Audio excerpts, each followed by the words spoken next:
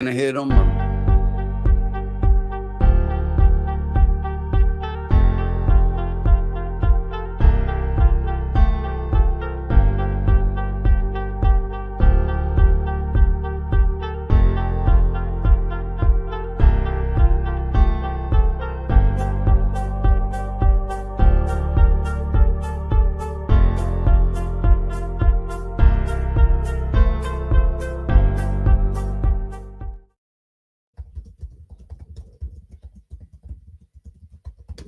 Oh, are we there already? We're I think we there. are. Yes, we are live. 30 seconds goes by fast. Trust the profits. We are here. Thank you guys for joining us. We're getting a few people floating into the room here. Yeah, we're trying to get ahead of this whole BC thing because it is Friday and we want it here. We want it now. And yeah, so we also have a sponsor here that you guys can see the screen for. Let me also plug this in.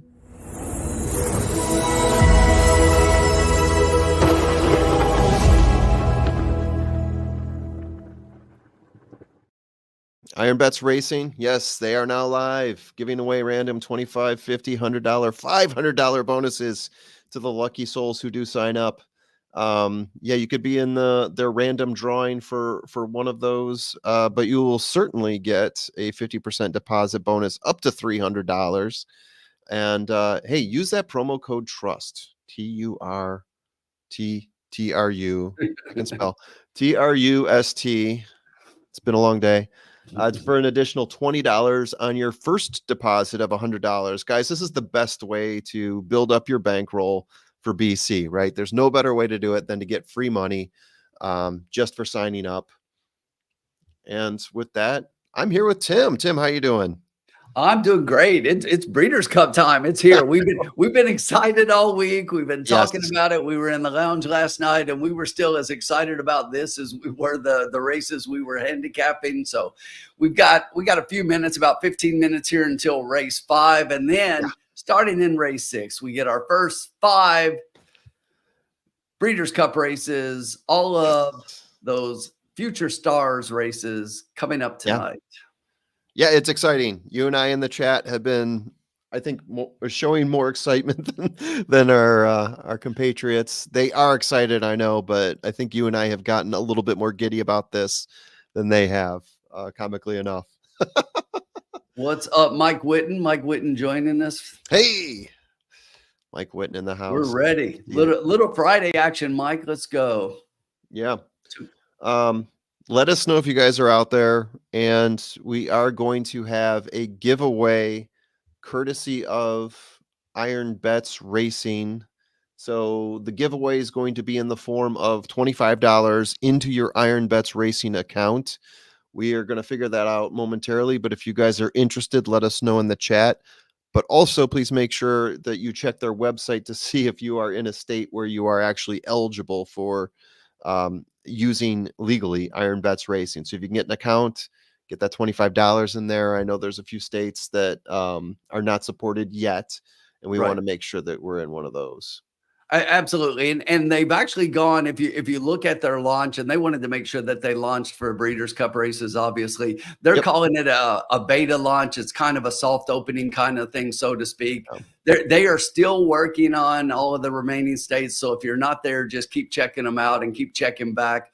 They even mentioned yesterday, as we were talking about this, that they had just reached an agreement yesterday for 2 more states that would be coming along. So they're working it hard. If you're in one of those states, though, this is a great way to play the Breeders' Cup races. Get in there, get that bonus, get the extra trust bonus, and participate in our giveaways tonight.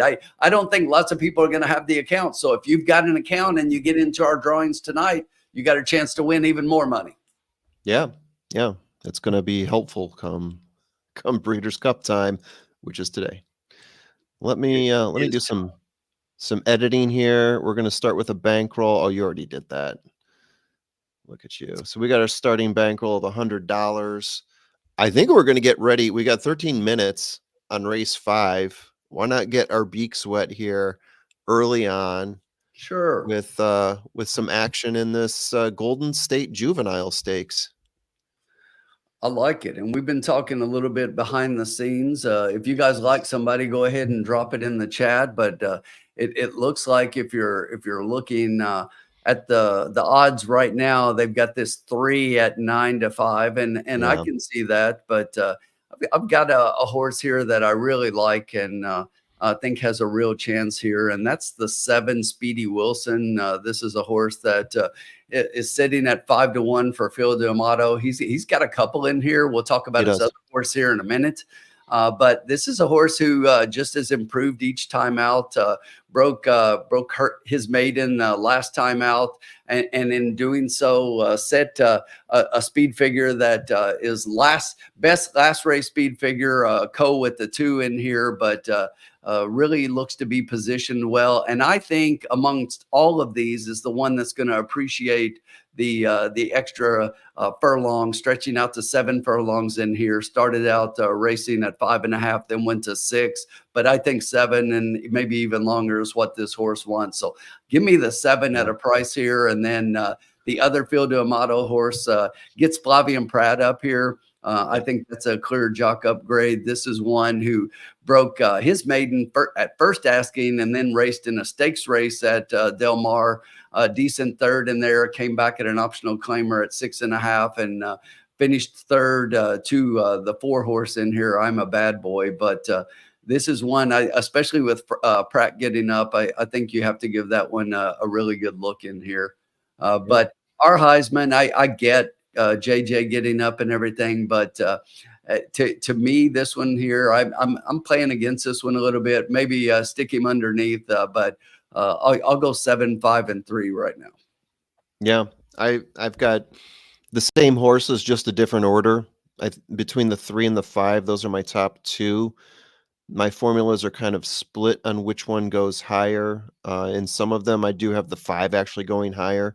I think the combination of Phil D'Amato and Flavian Pratt really help anchor that one. But the 3 is the one that I've got as my top pick right now. We talked about the speed figures, 2 wins in 6 races, 4 of those times in the money. I've got him as having the second best win, but just by a sliver, and he's got the best win in terms of race value, right? In terms of class, sits just off the pace for the most part. In a previous race, he was a little bit further back, but he's got a good close about him. I'm sorry, is this he or she here? I always These are forget we're he's. talking about. These are he's. All right. Yep. Um, yeah, if we go to the 5, got the best jockey trainer sire combo, mainly because Flavian Pratt is on the mount here. That really tweaks this horse up a bit in terms of my ratings. But I do have him a little bit higher than the 7 horse. And I think that Flavian Pratt is on this horse means that Phil D'Amato likes him just a hair better than the 7. But I'm with you on Speedy Wilson. Also looks really strong. That's my 3rd horse. Right. I'm going to give a 4th horse. If we want to get that deep into it, I'm gonna take a look at, like, going very deep because we picked probably avoiding the 4, but we picked 3 that are, like, mid-sized jockey. If we wanna think about a horse that might be able to break on through, the 10 I have is having the best recent race. His best the recent race value I have on him is 16.75.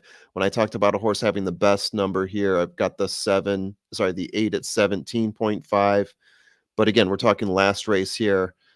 The last race was his 3rd race, going gate to wire. This could be a horse that's finding himself in the last race, is being rated on all 3 of his previous races, and now you're getting a 30 to 1 price.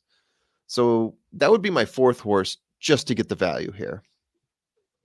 And while you're talking, I was watching the horses as they came out on the track there. The 5 looks really good in here. Of the 5 and 7, I think the 5 is the one that I like a little bit better as far as look on the track. Okay. But 5 looks really good. The 9 horse is one that, based on how he looked a little washed out and kind of fighting the pony quite a bit. The 9 would be, not that it's a horse we've mentioned, but No. that's a horse I would toss based on if you did like that horse based on how he looks on the track. Yeah. The 9 seems like an odd place for this horse here. Hasn't broken his maiden yet. 3 races, hasn't hit the money yet. sits further off the pace, does have a bit of a close, but in a 7 furlong race like this, with all these horses here that are punching forward, that are closing from a closer distance, I don't see how I don't see why the 10 is a 30-1 and the 9 is 23. I think the 9 is the last horse on my list here. Just looking at exacta probables right now, the 3-4 is the favorite in the exacta probables, sitting at 1560 for $2. Okay. The 3-5 would be 20. 5-3 $2. would be 33. Okay. Yeah, if we can get that 3 out of first place, I think we can get a decent payoff. 7-5-5-7 are both paying pretty decently, and that's kind of where I'm leaning. We'll go with the D'Amato exacta. What's up, Paul? How are things across the pond this evening? Very good. Very good. So Mike Witten, let's see. Yeah, so there's if you just go to ironbetsracing.com and go to the facts section, it's like the third or fourth question down. What states are supported? What states can you legally use it in? I think they're up to 27 now. Kentucky, Massachusetts are definitely in that mix there. The rest of them you want to check out. I know Illinois is not, Indiana is not, South Carolina for some of us is not, but yeah, check that list out. Got Colin Sheehan checking in as well. Hello, Colin. Drew Christo, kind of like Del Mar for the Breeders' Cup. Not gonna lie, beautiful. Yeah, it looks beautiful. Wish we were there. Wish we were there. Yes, we do. But we're there in spirit, and we're on here even better. Yes, yes. We're here with all of you. Indeed. 6 minutes to post on race 5. Did you want to play this one? Take a chip out of the $100 fantasy money we have here? Or do you want me to take this one? I'm okay either way. Okay.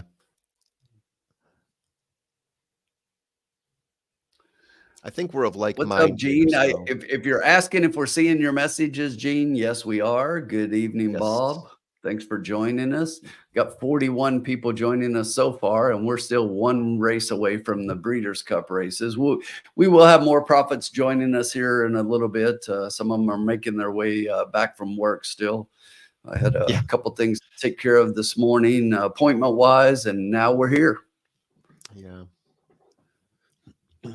Some of us work from home, so it makes it easy to transition into fun activities like this. What is up, Ryan Gallivan? Ryan Gallivan, I think that's a name I recognize from one of the Tour de Force years. I think he either had like a major win or he won. Ryan, let me know if I'm remembering that right. Mike Witten asking if there's any track bias. Do you have this one, Tim? Sure. Mike, actually, the first thing I did today when I got back and had an opportunity to sit down and start looking at things was go back and watch every race from yesterday. And I just wanted to watch the replays and see if I could actually see a bias. Is Del Mar playing the way speed bias, the way that we think it normally does? And the answer to me is no. I think it's playing pretty fairly right now. And actually, in a couple of the routes yesterday, you actually had horses that I would consider closing up to win. So that was a concern for me going into the weekend. But I think it's pretty fairly. And even in the sprints so far today, I don't believe I've seen a gate to wire winner. So seems to be pretty fair. Horses coming off the pace. And normally you see the gate to wire winners here at Del Mar. And I don't think I've seen it. Okay.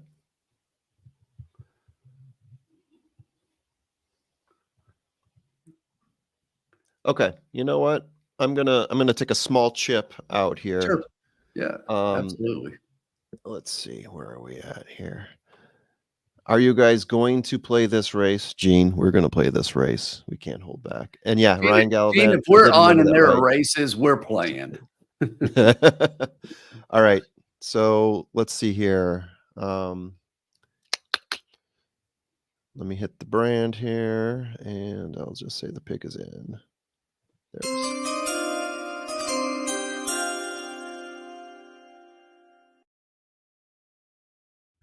like I said, I'm just going to take a chip out for this, not too much.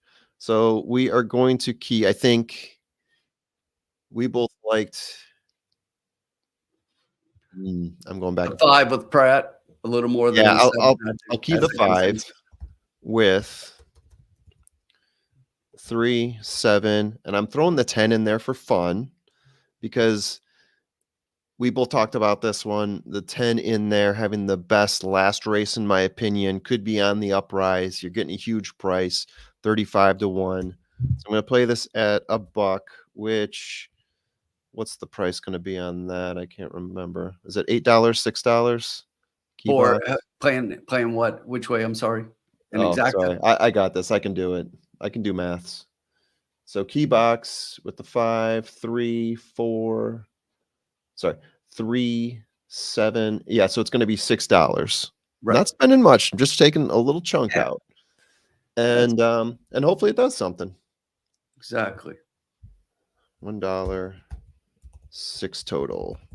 Okay, so that's going in the chat now. All right, so exacta key box.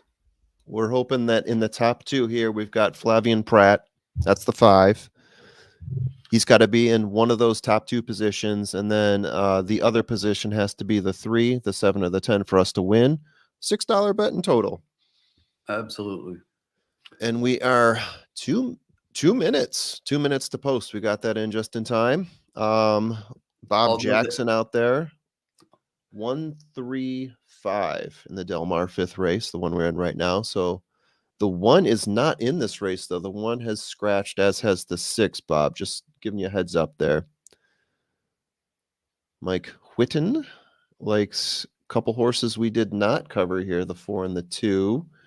We talked about the 4. We're trying to stay away from the 4. He's up there, but we like the 3, 5, 7 better. Yes. The 2 is an interesting horse here, too. Let me take a look at my notes. The 2, definitely a pace setter. One that fades. This is his 3rd race, has yet to break his maiden. Yeah, that was the thing to me. I mean, this one is still yet, and yeah, it's backing up on 6 furlong races, and I don't think this horse wants any part of 7. Yeah, that was my opinion as well. The 4 is for sure interesting, though. This is a horse that Absolutely. we're playing against, but we're trying to play against him for the sake of value, which is not always the play. But yeah, we're hoping against hope here. And if you're used to following us in the lounge and you haven't seen any of our other tracks when we do these broadcasts, we do not have the ability to show the races here. So as the horses load up, we'll do our best. Some of you I know are watching, and you might even be ahead of us on the call, but we'll do our best to kind of give you a rundown of where the horses are. We're not race callers by any means, but we'll give it a go. Do a pretty good job yourself on that, Tim, I must say. I try. It's career goals, right? Career goals. Yeah.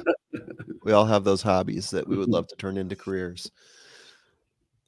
Like Trust the Prophets, for example. Looks like the 10's going in. Ooh, they are off. And pretty even break. The 4 broke outside to the little bit and bumped the 5. 10 from the outside is wanting to get up onto the lead, but early on you've got the 8 outs up front with that 10 horse just putting a nose in front at 45 to 1 right now. The 5 is coming up, taking over 2nd place as we speak. The 7 to the outside. The 4 is in 5th down on the rail. The 3 just behind that one. It's another about 4 lengths back to the 2 and the 9. The Gypsy Cowboy trails the field. The 10's up front, about a length in front, setting the pace with the 5 sitting just outside the 8 horse. Starting to make a move. That 5 is just starting to make a move. And here comes the 7 on the outside. The Diamato horse is going to run 1-2 as they take over the 10 horse. They went to the quarter in 22.51 seconds, the half in 45.65. That 10 is going to be fading. So here is the 7 now putting a nose in front, the 5, and just to the outside of both of those horses. I can't make out who that is out there. I believe it's the 3 on the outside. So we do have our 3 horses up front. You've got the 7, then the 5 and the 3. 7 still got that nose in front, looking much the best. Stay 5. Keep there, 5, 7, 5. That 3 is going to run by him a little bit here, but we've got 7, 3, and 5. The 8 gets up for 4th. 4 is in 5th. Had nightmares last night about that trifecta key box and putting the key in the wrong place. I love that 7. I know. That was my play on top. I went back and forth on the key 5. for this one between 3 and 5. Should have done the 3. It won't pay much, but I got a little $2 trifecta 7 with the 3, 5 keys. So, but would have liked the win. Would have liked the win for sure. Yeah. So what will that pay? 7 over 3, $12. So it would have doubled our money, but like I said, just taking out a chip. But hey, we were right on our top 3. We went in different orders, but we were dead correct on what the top 3 for that race were going to be. Not to brag or anything, but yeah. And there's Joel getting up for 4th. You always got to watch that guy to get up for a piece of the trifecta at the bottom end on those price horses. Sometimes we've already talked about that once today. Yeah, he's got a couple out there. Yeah, exactly. We talked about this, Paul. We went back and forth. Tim liked the 7. I liked the 5. I should have split the difference and taken the 3.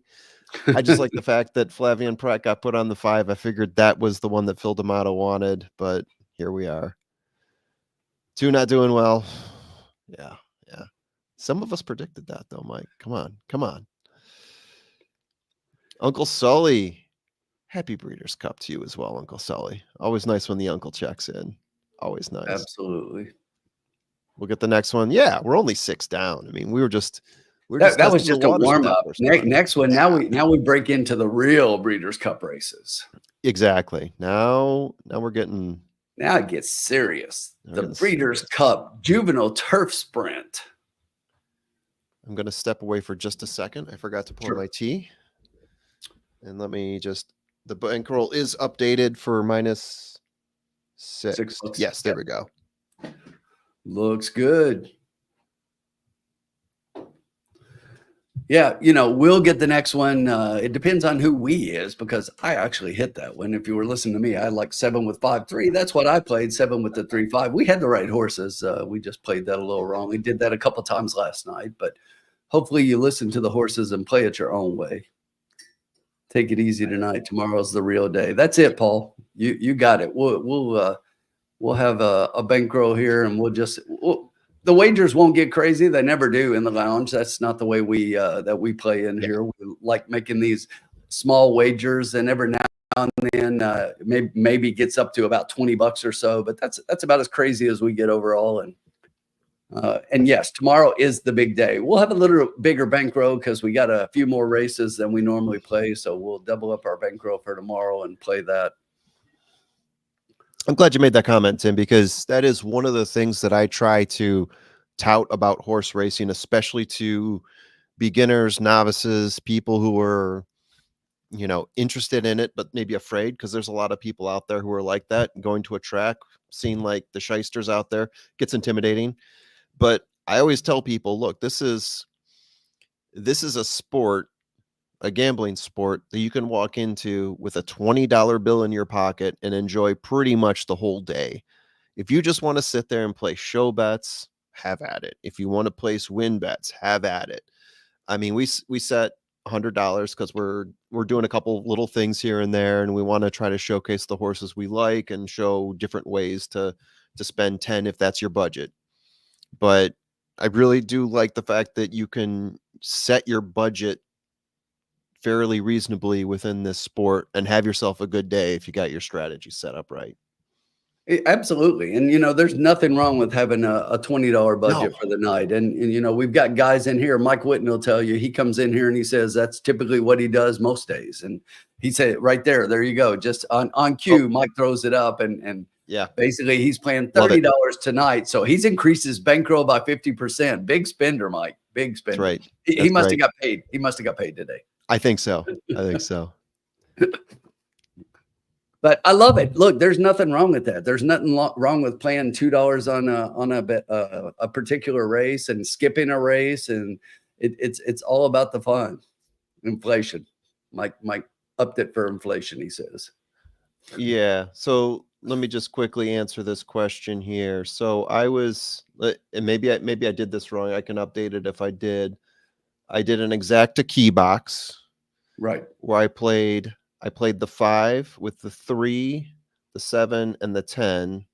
If I do that right now in TVG for $1, because I'm doing a key box, it comes out to $6. Right. Because that 5, the scenarios are that 5 has to be either first or second with a combination of the other 3. So when you're asking how is that $6 on a $1 bet, that's why. Yes, because it was an exacta key box, Gene. It wasn't Yeah. just a straight. If you're Yeah. looking, it was a straight exacta. Yes, it would be 3. But when you do an Yeah. exacta key box, it means you're keying the 5 in both positions with those 3 horses. So Yeah. you got the 5 on top with 3 and the 5 underneath with 3, and that's $6. Yeah. Another way to look at it is with the exacta key box with that number of horses that I picked, 3, it's essentially like I'm setting 3 exacta boxes with the 5 and those other 3 horses, 1 each. Right. That's the other way to look at it, right? Absolutely. And each of those is $2 a piece times 3. If I did 4, it would be 8. So you get it. Absolutely. He's got There it. you go. Gene got it. Perfect. And Gene, don't hesitate to ask any questions. That's a part of what we like doing in here, and a part of what we do is just try to share the things that we know. We don't claim to be the experts as far as comparing ourselves to the other people out there and that get paid for doing this. But every now and then, though, the formula and we bring in the heavy hitters into the lounge, and we bring in the people that know how to handicap and the professionals. And we might have one of those joining us here shortly. Whoa. On cue. Who's this guy? Magic. It feels like I was thinking today, as I was about to join here, I'm like, it's going to be like a family reunion tonight, because when's the last time that formula? I haven't seen you in for, like, all of us together has been probably the Travers Roundtable 2 years ago, right? Yeah, it could be something like that for sure. One of these times that we got together, I want to say we did something this year for the Derby where we went through all 20 horses randomly. I don't think all of us. You weren't at that, Colin? I know a bunch of us were. So it's been a while. Paul, Alex, Grandma, Mike, what's up, everybody? Good to see you. And Josh, is that Josh? Yeah, see you later, pal. Josh is coming in hard with the comments. Love to see it. Me and Josh had an experience on one of these. I forget which, that was Derby Day, I think. When an experience? Were you licking stamps? Mr. Automatic. My son came through with a hockey stick. We had a lot of fun that day. We got a tour of Josh's bar, which I don't know if you guys have seen the inside of this guy's house. He's got more alcohol than a liquor store. Nice. Hey, Ryan. How we doing? What's happening? I being in a horse racing chat is not good for you when I purposely said I'm not going to play the early 5 races, right? And there's you guys didn't give me any peer pressure, but between you guys and my Discord, everyone starts talking about the horses they like, and you start looking, and Race Lens makes it nice and easy. I'm like, oh, look, I like Skinner too. All right, let's place a bet. Then you're like, Free the bird. Damn it, why did I do that? All right, let's play race 2 again. And now you guys have already got me a little in the hole, but we're going to make that back. No problem. And I know it's Skinner, not Skinnerd, but I just had to say it. Yeah, there's peer pressure. That's for sure. We've been going at our own pace here. I think Tim got a piece of that. I put the bet in place. And of course, I picked the wrong key. Flashbacks from last night when I screwed up what would have been $150 trifecta bet coming back, and I picked the wrong key, had every other horse in place. So I essentially did the same thing here, but lower stakes. But yeah, in a HT tournament that I'm not expecting to win, really. Got off to a shaky start. It's all good. We're having fun. We got the Juvenile Turf Sprint coming up next. 28 minutes. I'm going to have to clock out before that because, I got stuff to do. But I'm going to clock in. Well, I'm on Central Time, so probably about 5:15. I'm hoping to clock back in from a local pub and raise a beer, chat with you guys some more, and probably clock out again and then come back. It's just one of those days. One of those. That's all right. We all have those days. We do. We do. We've got 28 minutes before we talk about the very first Breeders' Cup race of today. Comment section, what do you guys have for us in race 6, the juvenile turf sprint? Got some favorites, locals, shippers, Japan, Ireland, Burkina Faso. What do you got?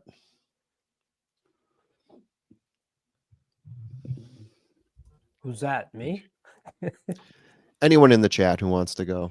Oh, I'm throwing it out there. I mean, we got. While I was away.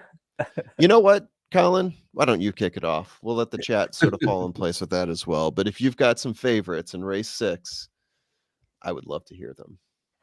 Well, I do have some thoughts on race 6. As a matter of fact, the first race of our Breeders' Cup 2024 season. There's been all of this talk about Okoro Sieg and how fast he is, breaking a record that stood for 23 years in Japan. We have for years, at least when I say we, it was me and Matt who originally were touting Dermis Sotogaki and the Japan horses coming over, and then Matt left, and Tim took Matt's place as being a big fan of the Japanese horses, thankfully. So someone's on my side. I think it kicks right off where USA might have a tough weekend with some of these horses that are coming over, including this horse right here, Okoro Sieg, who certainly is a threat right now at 8-5. Mm-hmm. I'm between him and the 2 Asterius. I really like this horse from Ireland who has a victory over the left-hand track at Bath. This horse's speed figures are right there. James Doyle aboard. Increasing speed figures. Take a drink. It's a new doubling down drink game. If you say increasing speed figures, you take a drink, especially with 2-year-olds. And that's something we're going to talk about because as 2-year-olds, that's what you're looking for, horses that are continuing to improve. So I was definitely, I'm playing around with a little 8 on top with the 2. And then a little price that I like is the number 4, Magnum Force, Colin Keane. Great name for the jockey. Mm-hmm. Sound that banjo horn. This horse ran in the same race with Asterius last out, finishing 3rd. The second place finisher that day was Big Mojo. Big Mojo comes back from the connections of the winner of this race last year, Big Evs, who's running tomorrow. And I think that Doncaster race might be a key race here in this turf sprint for us. So I was definitely 8 with the 2-4. Kind of building my tickets around that. I didn't really know what to do with Governor Sam. US's probably best opportunity with this horse that's going to be quick out of the gate, out of the 10 hole. Sired by Improbable, George Weaver, Paco Lopez aboard. Just in these types of turf sprint races, the Euros do well, and that's kind of where I have found myself. And maybe Japan kicks it off right here. I mean, you could have a day where it's American Bikini, Okoro Sieg, Lake Victoria. That's where I was starting to think USA might get out of the gate here with some issues getting in the victory circle. Of course, the juvenile, which we'll get to later, they're probably a big shot in there. So I would say 8-2 for me on top to at least get us going for our thoughts in the juvenile turf sprint. Yeah, when you talk about being a tough day for US, it's going to be a game of numbers because, right, it used to be where, you get Ireland and England sending a bunch of horses over, right? And that was the competition. But now they're sending as many as they used to. And now Japan has doubled down on how much they send. Someone down, take a drink. Yeah. So it's like there's just fewer US horses in there. And there's some high level horses coming in from all directions. It's a world game now, more so than ever. And it was before, but more so, right? Japan has really stepped it up. Which makes this weekend so much more exciting, right? I mean, now you're getting another angle you got to pay attention to, another set of replays you got to go searching on YouTube for. It's adding some intrigue. Indeed. Yeah. So who's taking this race, by the way, Tim? Are you going to take it, or are we going to give it to Colin since He's checking in for the first time in a while. How do you want to work We this? can give this one to Colin. I'll let him make the bet, even though if he includes those picks he just gave out, then we're in trouble. But All right, let's we, hear it. we can try to Convince steer me him. Yeah. otherwise. Convince me otherwise. we'll try to help him out here. So I'm going to help you out, Colin.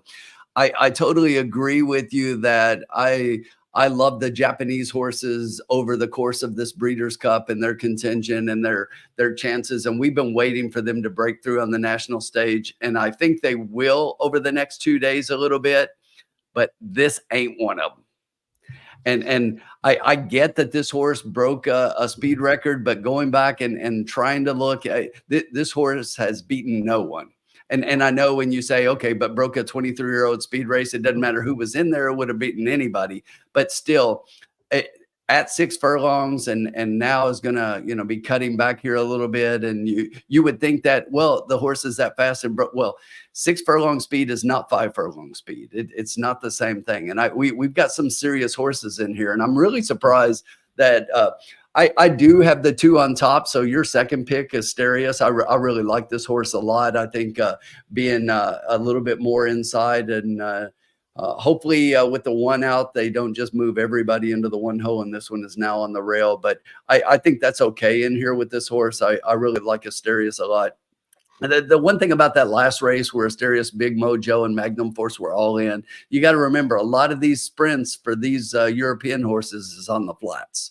Right. Yeah. But I went back and I looked up on YouTube a few of these races and actually watched them. And I'm looking for a horse that looks like he's going to be able to take the turns and everything. I think the 2 is one of them. I didn't like the 3 as much. I thought the 3 kind of benefits from the flats. The 4 was one that you mentioned that I like underneath that I think will do that. But let me go to my second play here under the 2. And it's not any of those. It's the 7. And I'm surprised you did not mention Whistle Jacket. If we're going to talk about the Europeans, how do you leave out Aidan O'Brien and Moore here? Ryan Moore, best jockey, best turf jockey in the world. Yes, I said it. Drop your comments in the chat and we'll argue later. This horse has a clear A-B pattern, but is right there. I mean, 6 out of 7 in the exacta. I think that this horse is definitely in a good position here. Obviously has more. He's always going to work out a trip somewhere, and I think he's somewhere in that exact. I do like the 2 a little bit more in here, but I had the 7 underneath that one. And then for my third horse, I went to that one that I mentioned a second ago, and that was the 4 Magnum Force. I'm dropping the 8 completely off the board. I think that this horse, despite all of the things that this horse has shown over there, I got to see it here against a little bit better than what this horse has done so far. So for me, I was 2, 7, and 4 in here. Yeah, and I'm not gonna, I did do a pick 5, and I included the 7 as well. I was 2, 4, 5, 7, 8 in my pick 5. So we're around the same horses for sure. Absolutely. The 2 has a victory. That maiden win was around a turn. Right, exactly. The 8 has a victory on that turn as well. Exactly. And that did debut for Ikorosig. That was a breeze. 100 speed figure, Equibase in a breeze. It was like let's just see what this horse has. So I hear you, but if I'm getting the bet in this race, it'll make me maybe think about my strategy for betting, but he ain't going off the ticket. I can tell you that much. Mm-hmm. And I'm not telling you to, I'm just telling you my opinion. I'm right. Fading the horse. You bet him the way you want. And look at, if you're on screen right now, if you're following along, Christina's angle here is the 8 at Coro Siege. That's her race lens angle. So now I get it, Colin's been all over race lens and he's looked at this horse. Who's that? Who said that? This is Christina's angle, and basically she's saying that the 2-year-old offspring of Twirling Candy, and now they took it off the screen. But it was a race lens angle for her angle for this race, and she had the 8. Well, obviously the 8 is taking money, but look, 7 to 2 drop off the morning line all the way down to 8 to 5. I can't bet a horse coming over from Japan that I've never seen that doesn't look like he's beat anybody at all so far at 8 to 5. Not happening. Well, Christina. Yeah. So Tim, I'll go. Sorry, Colin. Go ahead. I was just saying how Christina and I are like two peas in the pod, so not a bad place to be. You both subscribe to Racelands.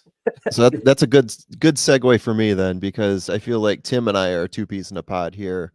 He picked the 2 first and the 7 second. I picked the 7 first and the 2 second. So much of the same reasons, right? I think if we look at the 7 Whistle Jacket at 5-1, right? The combination of O'Brien and Moore, very solid, especially when they come over to Breeders' Cup. 6 in the money finishes in 7 races. Got him as having the best win of all the horses here. The number 2 horse, Tim already nailed the hammered the nail home on that horse. My third horse here is going to be Shareholder. There we go, Shareholder. My font is so small, I was trying to figure that one out. Getting a good number on Shareholder right now, 18-1. So William Buick, the jockey on this horse, Carl Burke, the trainer. 2 wins in 3 races. Got some pretty good value on those races. The European numbers, since I break this down through formulas and data models, always throw me when you throw this many shippers into a race like this. So I'm doing the best I can. That would be my third horse. And if you want to go for a price to get my fourth horse, Gate to Wire. Let's throw the Pletcher horse in there. Was 30-1, now 17-1. IRAD's there. Tim and I were just talking about how much you can hate Irad on certain days, but on big days he tends to step up and poke his nose around. So that could be a horse that gets in there for third place. Irad gets a little bit of a cash out, a little payday there. We'll see. The horse grades out very well for me. And the Japanese horse was 5th for me. Yeah, Ides of March is another horse. If you look in the 12 hole outside, that basically has a really good resume. This is another Aidan O'Brien horse. Ryan Moore has ridden this horse mostly, and the fact that he gets off of this one to go ride Whistle Jacket kind of tells you a lot. But Frankie Dettori is no slouch. The thing about the 12 in here for me is in a sprint, a turf sprint race, I can't take the 12 hole. Yeah, that's tough pull. All right, and so we got some comments in here. So right at the wire, Alex, thank you very much for the donation. Kindly received, sir. Very nice of you. So here's $10 parlay show bets from race to race. We agree on non-chalk pick, and if it hits, we let it ride race to race. See how long we can keep this going for. Is anyone up for that? Does anyone have that in their account to do? Sure. It's in my Iron Bets account. Yes. Yeah, Colin, if you're going to be on and you can do this from race to race, definitely let's take a look at doing this. If anyone thinks they're going to be on for all 5 races, because I'm going to be like in and out, I don't want to put it on my account. Yeah, I'll do it. Just text me. Should we go with the 2? Yeah, let's see. What were we saying here? So parlay show bets from race to race. We can agree on a non-chalk pick. The 2 definitely fits that mold. If it hits, we let it roll race to race, see how long it goes for. So yeah, we could do that. Are we talking about a $2 here, or we're saying we're going to dump the 10 every time, Alex? How did you want to handle this? I think last year, we put the whole 10, and then, as long as we kept it going in the show parlay, we just kept the whole thing going. So if the 2 drops anchor, then we're just dead in the water. In race 1. He said he likes the 9 for the first show. Oh, he likes the 9. Yeah. Shareholder. I mean, it's Alex's 10. He sent it over to us. If we want to let it ride on that 10, we can go ahead and do that. If you guys are up for it. Can I get a response, please? Yes, Alex, we're talking here. Come on, buddy. Come on. We're getting to you. Don't worry. Right. So Ryan Gallivan here. Number 1 is a scratch. Apparently he didn't get out on bail. Very funny, because the horse's name is out on bail. What we got going here? Paul Nolan, £2 bet on Sieg and Bikini in race 7. So yeah, Paul is definitely looking at the Japanese horses there. Sleepy Time. What about Governor Mates? That would be the 10 horse. Governor Sam, we danced around this horse. I think you had some comments on that horse, right, Colin? What did you think about Governor Sam? Yeah, I was talking about how he's probably your best U.S. shot here in this race, emerging among the top from the United States. New York-based colt with consecutive wins both at Monmouth, Colonial Downs, and Keeneland. Governor Sam, where's my notes? You know, 4 obviously wins in 5 races. I mean, he's putting up pretty good numbers here. Speed figures look very solid to me, obviously. Yeah, I didn't put him in just because I thought the shippers were so strong. That's my play here. Certain formulas I have that that don't take into account shippers had this horse very high, but again, once you put the shippers in place for my specific formula that takes into account some Breeders' Cup anomalies, then he dropped off for me a bit. Sorry, Colin, go ahead. I was just filling some air for you there while you looked at your notes. No, you're good. I was just talking about how he's taking a step up in class here in the post. When you start getting out to 10, 11, 12, 13 in a turf sprint, 5 furlongs, I start to get concerned. And the one thing about Ides of March that I had written down, though, this horse was supposed to run in the middle peak at the end of September, and I couldn't find anywhere why he was scratched. I spent way more time than I should have trying to find why Ides of March scratched from a race I'd never even heard of at the end of September. But I was curious to find out, and if anybody knows, please throw it in the chat, because I never found the answer. Was it because of, you know, this horse is doing so well, let's bring him to the Breeders' Cup, or was there an issue and then this just fell in line with the schedule? But it's Aidan O'Brien, and you know, the fact that Ryan Moore isn't aboard, which Tim mentioned, is maybe a little clue. However, this horse is the first crop out of Wooten Bassett, who has just been doing really, really well. I think over the last 2 weeks in September, he had like 3 or 4 graded group wins overseas. So, you know, the post for me ended up being exactly why I decided to move away from 10, 11, 12. And I just thought that some of those horses on the inside were right now, I think, offering great value too. Yeah. 7-1 on the 2. I mean, I'm liking that. Yeah, exactly. Yeah, I totally agree with everything you just said, Colin. And the 10 is one that I give a long look at because a horse that I saw run at Keeneland. But the other thing is, just like I was mentioning earlier, is I don't think this is a sprint, so it might be a little different, but we're not really getting a lot of gate to wire right now. So until I see that change, and I know it's Del Mar and it could change in a second, but the track seems to be playing really fairly so far. So we'll keep an eye on that. All right, 10 minutes to post. We did have some giveaways. Do we want to start this giveaway here? I'm going to have to drop off, so someone else is going to have to track it. We could do it here, or we could wait until maybe next race to start doing the giveaways from Iron Bets Racing. We'll wait one. Let's go ahead and get the first one under our belt. Okay, sounds good. Guys, I'm going to drop off, and I'll probably see you in about 30 minutes. I will get back on, but life does call, unfortunately. Enjoy. No worries. We will have fun here. And let's meet our field and the post parade for the Breeders' Cup Jubilee. Uh-oh. They are on the track. On the track to Asterios looking very good, very professional. We're in the double horn. Big Mojo. Big Mojo, really calm.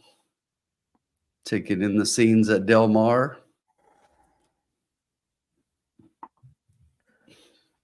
I wanted to get a look at this 4 Magnum Force. 22-1. And you know, it's just interesting, Colin, that you landed there because this was my third pick, and I went back, and as I said, I watched those races, and there's something there. I just like the horse. In that last race, just seemed like he didn't have enough right there at the end, and got passed by the other 2 in here. But I'd like that 4, and I like 21-1 underneath. Yeah, and I actually made a mistake when I said that was Wooten Bassett. It was actually Mimas. That's the reason I like this horse. I was trying to find got all confused when I jumped on without my notes. But Mimas has been the one that was excellent with 2-year-olds. Had 4 2-year-old stake winners in a 2-week period in September. This horse has been very consistent, edged Big Mojo, and is improving times at 5 furlongs. Were my notes on the full. So interesting that Whistlejack at the 7, as the 7 goes by, the pony does not have the reins as they do normally, and as they do with every other horse in here. So Ryan Moore's kind of got him a little bit away from the pony.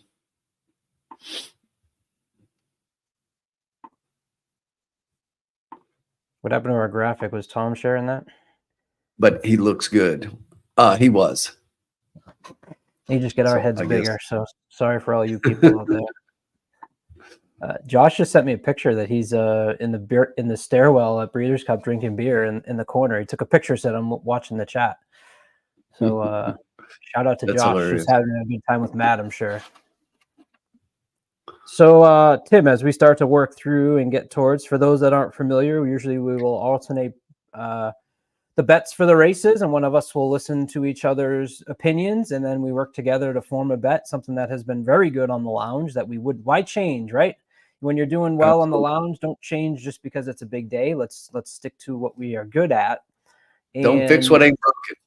That's right. And so I've come, of this new opinion where when you're going to do something like a try key box, don't use the 8 to 5. And that's just I've kind of taken on that strategy, and I think it does a lot better. You take that horse that you have a good opinion on that's paying a better price, because you can kind of imagine that the 8's going to get in anyways. And if he doesn't and your other 3 horses do, and you key the 8, that's better. more frustrating. It's so much more frustrating. So Exactly. to me, when you look at it like a try key box, we need to find that horse that we're absolutely confident in getting first, second, or third. We both talked about the 2. The 2 was on your top pick, and it was Tom's second pick, and it was my second pick as well. So that just kind of naturally lends me to think that the 2 should be our key horse. Do you feel confident in that? Do you think that he's absolutely out of this bunch, at least the one that might be most consistent in getting in the money? I do. I think that's a really good play. Like, he's got the 2's got 4 wins in 6 races, and then a second to add on to that. So I definitely think it's a really decent play here. So what I'm thinking is a try key box. And we got 6 minutes. So why don't we let's sound the horn so we give people time to get it in. Absolutely, we can definitely do that. So.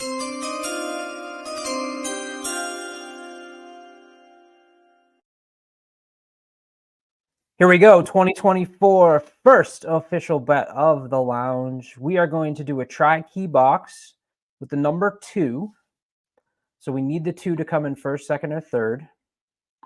And we're going to use them with the 4, 7, 8. So try key box 2 with the 4, 7, 8. And I am going to play that myself on Iron Bets. There's a look at the gate there. Just threw that up. I brought in the slides we used when we talked about post position reactions.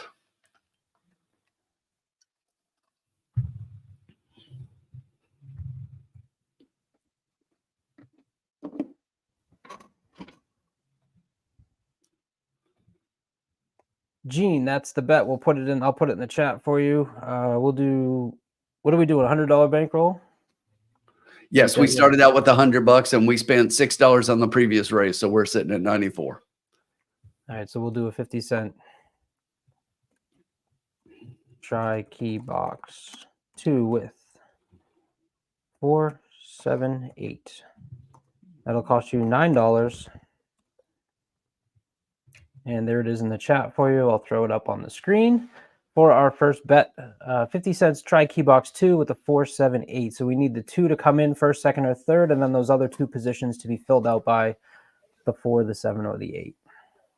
What up, gentlemen? Oh, look who's here. What is going on? My best friend. Some of us have to work, and I'm here now, but Well, you know what's so funny? That's the perfect comment for you to start the show with, because last year when I had Friday and I had to work and I was like, I can't make it, I got a half-hour soliloquy from El Hombre about what didn't you plan ahead? What are you doing working on Breeders' Cup? There's 3 days I expect you to be on the channel. It's Breeders' Cup and Kentucky Derby. Hell yeah. Well, you know what it is. Listen, dude. You get the Listen, benefit of the Colin. West Last night you Coast. missed my soliloquy about you last night. Did you hear it or no? I think I gave about a 5-minute diatribe about you. On my own Twitter, right? That's great. No, maybe was it? Yeah, probably. Even better then. Listen, dude, it's awesome to be here. I'm glad I actually made it for the first Breeders' Cup event. I guess 4 minutes. I don't know. I have my I was about to say TVG, but I guess FanDuel app going in the background. I have I'm on my Roku, so I don't know what kind of delays we're getting here. You know, there's always like a 10-second delay on depending on what you're watching it on. So right.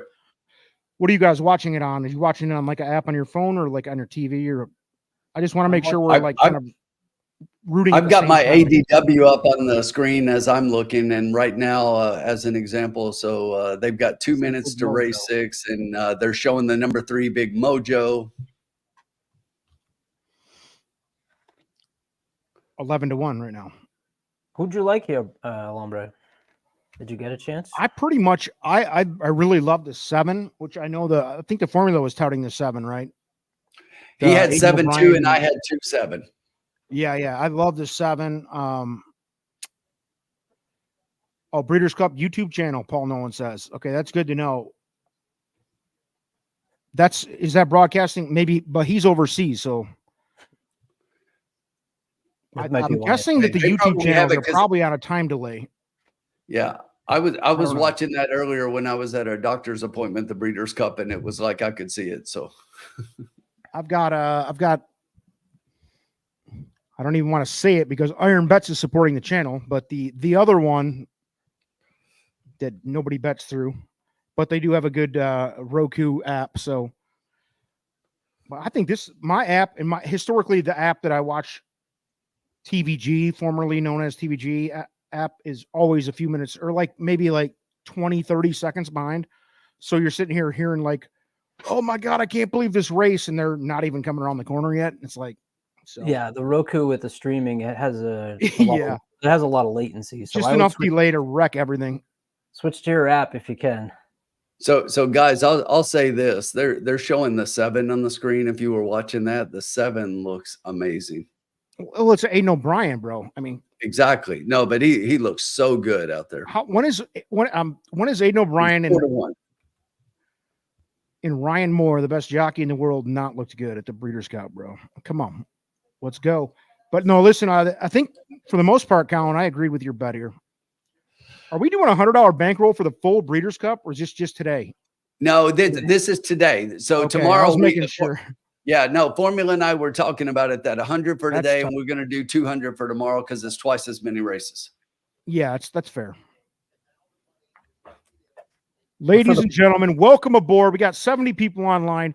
The best weekend in horse racing, the most wonderful time of the year. F Santa Claus. This is it, baby. And I haven't had a beer yet.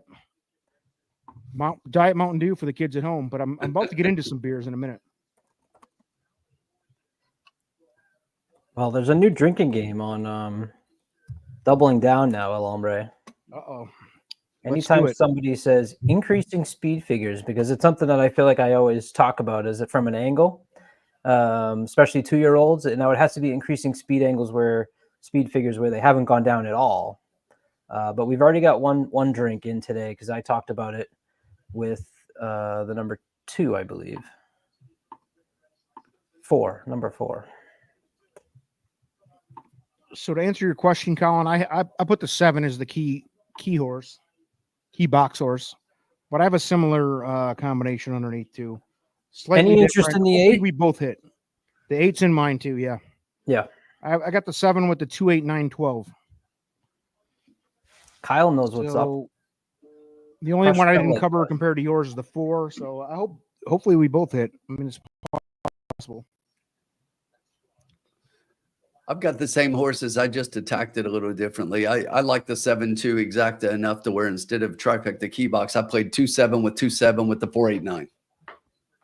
For a try? Yeah. All right, I'm going with you. 2-7, 2-7. 4-8-9. 20-1 piece, baby, if you're right. So that For $12, that'll get you. I mean, for $2, that'll a total of 12. So that's the way I attacked it.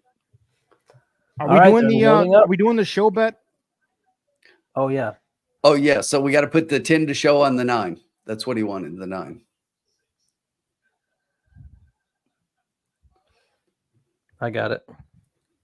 Oh, FanDuel just dropped my stream. So FanDuel, sign up for Iron Bets. You guys got to keep me posted on what's happening here. All right, they're loading up here for our first Breeders' Cup Juvenile Turf Sprint, first Breeders' Cup race of the day. 5 goes in easy, 7 goes in easy. The horses on the outside are now being loaded up, including the number 12, Ides of March. We talked about the Tough Post. In goes the number 6, Jet Sweep Joe, who we did not mention. They are all in line. Good luck if you're playing that pick 5. The pool is over $4 million.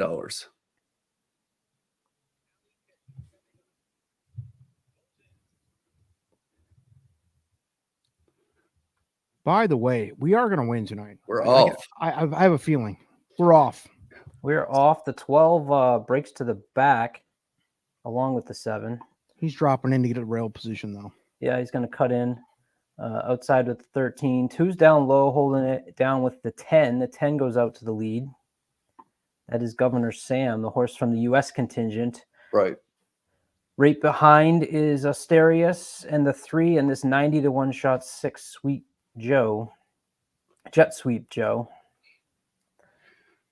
Governor Sam. See if Ryan Moore can squeak a trip through here because he's got horse and he's trying to find it. Yeah, the 2 and the You know 3 we will are if he- following these 2 long shots. They're going to come to the outside. Here comes Asterius with the 3. The 8 is coming from the outside. Here's that as well. 4. Look at that 4. Damn. Get up, 4. 4 might win this thing. 4-3. Five's going to win this thing. Here comes 7, but he's too late. 4's going to win. 4, 5, 10, maybe. I love that 4. We I talked did about too. that 4 over and over. That was a 23 bomb, to 1. baby. 20. Yep, 20 plus 23 to 1. 1. I love the way you look. Damn. Put it in the chat if you had it, folks. We are underway here in the Cocktail Lounge Breeders' Cup Baby Day, Juvenile Day.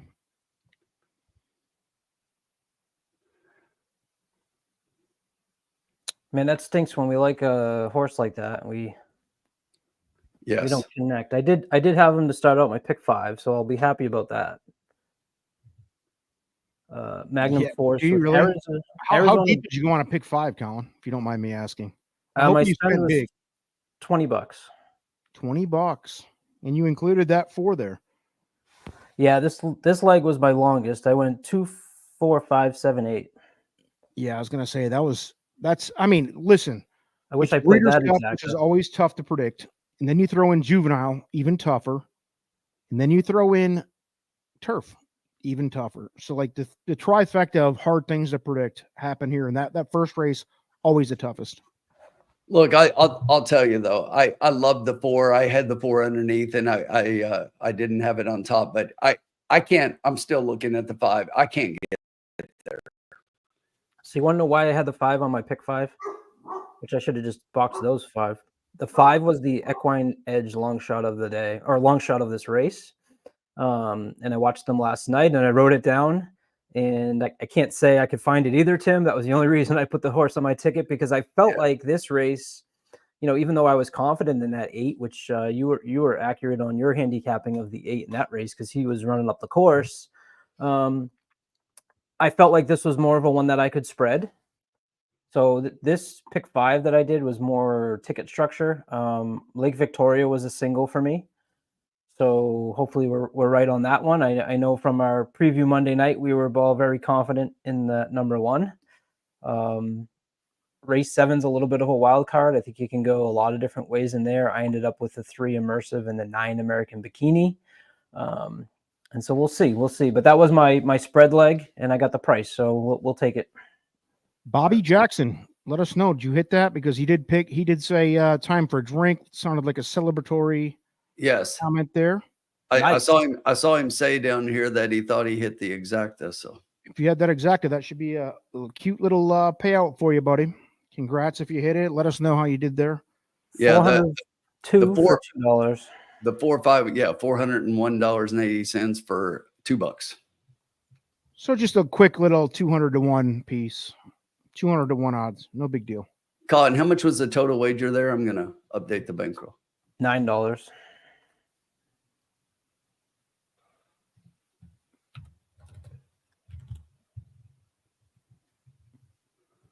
All right. Lots of money. Still got $85. It's a joke, Winner, folks. winner coming in.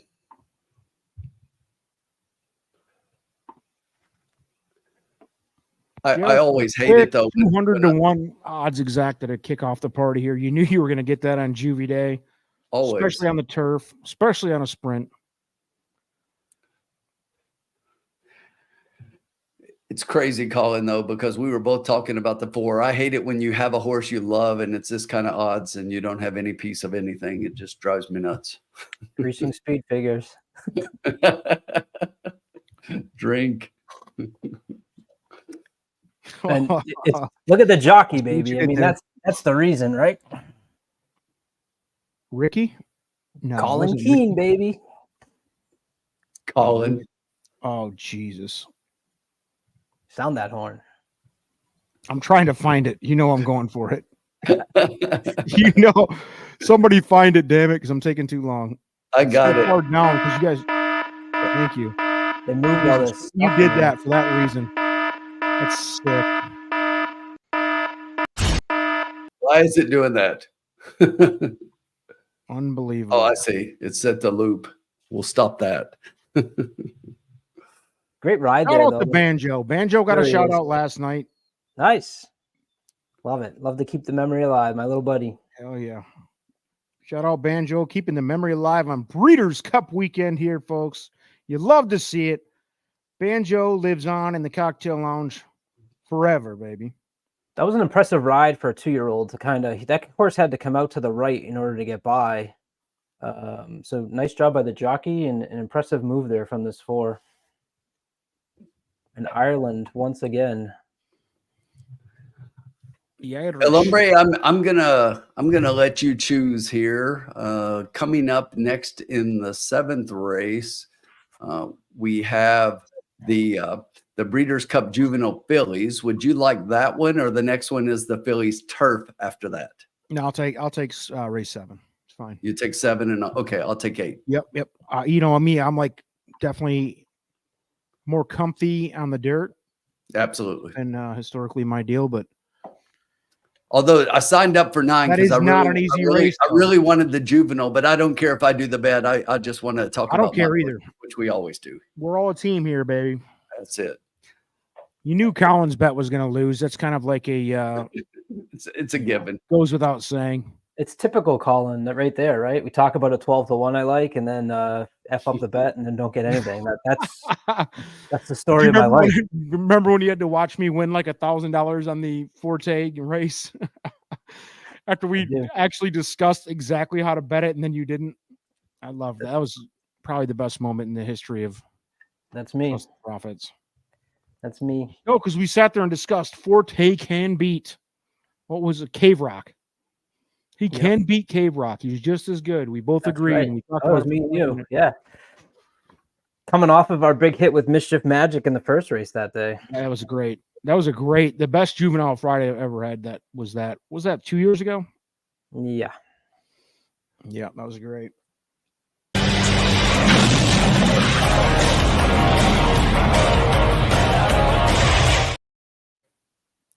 What a fun season that was with Forte. I thought there was another horse in there that I thought was going to, or you thought was going to be really good. Turned out to be just another tragic tale. On that Breeders' Cup race? Well, I would say in that 3-year-old crop in general. That was your Loggins, wasn't it? Yeah. That's why I threw that video up there, because that was. Well, yeah, no. Colin was obsessed with Loggins losing to, was it Cave Rock or losing to Forte? Forte in the futurity. Yes. That was so fun. What a memory. I would love to have seen what Loggins could have done, though. It was a great horse for sure. Yeah, me too. Unfortunate. We joke about it. You know, the horse had to retire early, but You're gonna get to see all those babies It's- come in and dominate.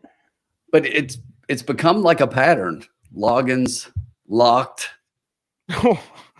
It's like, what a dick, dude. You're worse than me, Tim. See, Tim comes off as the nice professional. Oh, respectful military guy. Look at this guy. And then he's a bigger asshole than me. Unbelievable. thank you. I appreciate that. Yeah, of course. You know I love you. Be here all night. Yeah, I'll be here all night, babe. What do we got here? Race 7 coming up, folks. This is indeed the juvenile fillies on dirt. They're going, what, 8.5 furlongs, I believe? We have so much time to talk about it that we can actually make fun of Loggins and talk about Banjo and do all this. This is the one back. I guess the downfall of the Breeders' Cup for everybody is, and this is a real complaint too. Like for us, the nerds who really nerd out in the numbers, it's fine. But the casual fan, I've tried to sell this sport to my friends as a like on a Breeders' Cup Saturday. Why is it so fucking long between races? You know, even if you're drinking and having a good time with your friends and they're betting, and you're trying to introduce them to the sport, it's like, doesn't it become more like an hour tomorrow between races? Probably. The last few, at least. Yes, at least around the Classic. Yeah. So it's like, I think throughout the day, the beginning of the day, it's like more traditional half hour or whatever, which is tolerable. But when they go to an hour between races, it's just like, I know they're doing it for revenue, you know, sponsorship revenue, but it is just a little bit much for somebody who's half interested, you know? So that would be my one complaint on the Breeders' Cup, is that they just probably drag it out a little more. I think like the law of diminishing returns comes in when you start selling more ads, but you're going to have people drop off interest. Whereas if they banged them out every half hour all day, I think they would do better. Start later, you know, because I get trying to end it at 6 p.m. like prime time or whatever. You definitely don't want to be competing with the World Series that the Yankees gagged away, which what a beauty. As a Red Sox fan, Colin, you had to love that, right? Oh, it was awesome. Oh, God, it's beautiful. Just the way they lost the last game too was it was just absolutely joyous to see, and also see Mookie Betts on the Dodgers. You know, that's a little bit bittersweet, but at least we had someone that Mookie Betts is great though, dude. You know, you're cheering for him and cheering. Ryan Brazier was on that team who used to play for the Sox. Kiki Mookie Betts, class act. I mean, do you think, was he a class act the whole time? Boston, from the outside looking in, it seemed like that. Absolutely. I was definitely a fan of his from the outside looking in, even though I hated the Sox, as you know. But he's one of those dudes that's like, okay, this dude he gets it. He's great. Hall of Fame great. Yeah, he's awesome. Yeah. His arm is just, I've seen him make some incredible throws. He's so like thin, I guess, or like whatever. He does not look like somebody who would have that cannon of an arm. Like Torrey Hunter was on the Twins for a long time and the Tigers. Yep. He looked like somebody who could throw the ball 100 miles an hour. Betts doesn't, and Betts can. It's crazy. It's like Pedro. Pedro, looking at him in person, you would never think he could do what he did on the mound. No, dude, I look like Pedro. He's like same, you know, like he never even looked like he was in shape, bro. Like crazy. He looked like he drank beers on the weekend like me or something. Pedro Martinez, or which Pedro are you talking about? Pedro Martinez is what I'm talking about. What, did he look like he was a super athletic guy? It was just very skinny little like stick, and the guy's throwing 98 and blowing everybody away. You know. Oh, there's no doubt he was great. I'm just saying he didn't look like you said, if he walked into a bar or walked into a party at your house, you'd be like, no chance this guy's a professional pitcher. Yeah, so it looks like another one of the guys. Whereas Verlander's like 6'3", 220 and ripped. And he's even not like, you know, some of those dudes are way clearly more athletic, but Pedro looks like me, dude. Is he 5'10"? He wasn't big either. Nope. Hey, I'll be right back. He could. I remember back in those days, because that was like 01, 02, 03, 04. That was appointment TV, especially up in Boston. I mean, we had hope that we would win, and we never had. But Pedro Martinez pitching was appointment TV, and we didn't have phones and all the stuff you've got now. So you actually sat down and watched baseball, but you would get together with your buddies. Pedro's pitching Saturday and Thursday. Where are we going?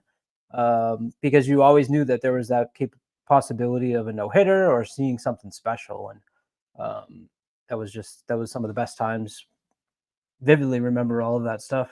And that new Netflix special, which you probably haven't watched because you're not a Red Sox fan. I haven't watched it myself yet, but they go through the 2004 comeback in that year, which No, was I the best love summer that of my stuff. life. Even as a non-Red Sox fan, I love baseball like in general. So I'll take it. I turned yeah. 21 that summer, so that was just Verlander was appointment TV when he was on the Tigers Yep. too, and obviously remained that way as an Astro. And Max Scherzer, we had Verlander and Scherzer at the same time in their prime. That was filth, and we never got a World Series with that team. It was terrible. But there you go. Ryan checked it out. He cried. Yes, baby. And Ryan is a big dude. He's a cop, I believe. Big man to admit that he can cry. I love it. I'm a crier too, bro. So, dude, I cried like in half of those freaking documentaries, dude. If I watch any of those, I'm out. Did you see Redeem Team? I cried on Redeem Team about Kobe. Get the fuck out of here. If you, I have not. I did watch. I haven't watched that, dude. Redeem Team. It's about the Olympic basketball. Yep. I watched the Pete Rose one. Did you watch that one? Yes. Yeah. I just watched that like last week, actually. What a life he lived, right? He lived the life that we all want. Yeah. My man lived. Look at this. John, you have no idea how many times this topic has been gone over in the cocktail lounge, mostly with Sean and I. I think we might even have a clip from it in the Torrey Hunter flipping over the wall when Ortiz hit the 3-run homer. That was amazing. Shut up. That was horrible. You know why that was amazing? This is good. The amazing thing about that from my standpoint is that team, that at that moment of that series, that team was hitting nothing. You guys were crushing us. You shut us out. And we were down 4 runs in the 8th inning of that game. And you're like, the season's over. It was game 3, right? When that happened? We were up, I think we killed you the first 2. Yeah. Yep. We didn't have any hits. We had barely scoring runs. We scored 1 run. I swear to God, dude, my buddy Mark, who we were at a little party at my house at the time. And when Ortiz hit that home run and Hunter flipped over the wall, he goes, "We just fucking lost." Like it was like you could feel the air. And that was game 3. But you just knew that, like, you can tell when the sports gods get involved. Like last year when the Lions lost to the 49ers in the NFC title game. Yeah. You could feel it when Brandon Ayuk caught that touchdown in the end zone off of our defender's helmet. Yep. Like bounced off our face mask and was like, okay, NFL football gods just got involved and we're done now. So, Jonathan, I assume you are a Dodgers fan because, yikes. He's a Red Sox fan. What is this? What does this mean? Verlander molests collies. Alex, I thought I was sick in the head. All right, let's get to race 7. We got we got to move, guys. I mean, we try to keep it classy around here. I want to know. So who's taking the bet? El Hombre. So you're going to go last. Yeah, I got it. Yeah, Hombre's taking this one. So how much time we started off? So Tim, I got 3-9 in my pick 5. Am I looking good or am I in trouble? You are looking good. How much time do we have? 19 minutes, right? Yeah, okay. Yes, 19 minutes. Can somebody go strangle the dog? Is that yours, Tim, or Collins? It is. She's going nuts. I'm kidding. She sits on your lap. Would you kick her out? Go duct tape a tennis ball in its mouth. That's what I usually do.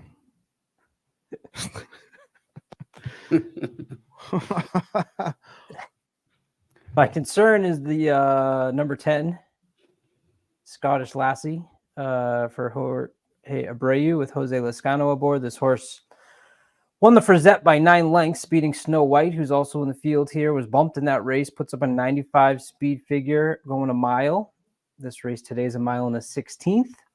Number 8, Noonies, the only horse with a victory over the Del Mar course. This is a Bob Baffert trained with Flavian Prat aboard. 3 speed figures over 90. He had a clunker there in the debutante going 7 furlongs. That was against Vodka with a Twist, who's also shows up in this race. I ended up on the number 3 Immersive and the number 9 American Bikini, another horse coming over from Japan. Tim, is this another mistake with my Japan choice, or do you feel a little bit better about number 9? I feel a lot better about this one. Okay, so we got some backing on this one. Brad Cox comes in here with Immersive, and Brad Cox has just been on fire lately, especially in the stakes races. Manny Franco rides this horse for the 4th time. The horse is 3 for 3, comes from off the pace, but has also shown the ability to be kind of forwardly placed. So even though he was 5th place in that spin away up at Saratoga, which is run over a muddy track, was only a length and 3/4 behind, even though your past performances show you hit in 5th place. Then comes back to win, probably in front of Tim at the Alcibiades in Keeneland. Speed figure came back light. That would be my concern in that race, at least from an Equibase standpoint, with a 79. But I listened to you and Sean, who talked glowingly about Immersive on Monday night, and that was part of my. You guys definitely swayed me a little bit to include Immersive on my ticket. Godolphin bred, Godolphin owned, sired by Nyquist. So Tim, I assume 3 is on top for you. Yeah, I do have the 3 on top. And look, I know that early on in the Keeneland meet this fall, the track was absolutely scorching and speed favoring, but this horse was not one of the ones that went out and just wired the field. She basically started out and she was in 3rd position, well placed, and just asked a little bit at the top of the stretch and kind of pulled away a little bit. And if you go back and watch that, I don't think she was all out. So that is a race around 2 turns, and not many of these have that experience. So I absolutely love the 3 in here. I think Brad Cox, Manny Franco has ridden her in all 3 races, all 3 wins, right? And the last race, when she stretched out to 2 turns, I think clearly started to show what she really wants. So she's a classic kind of horse, and I think that she is going to win this race.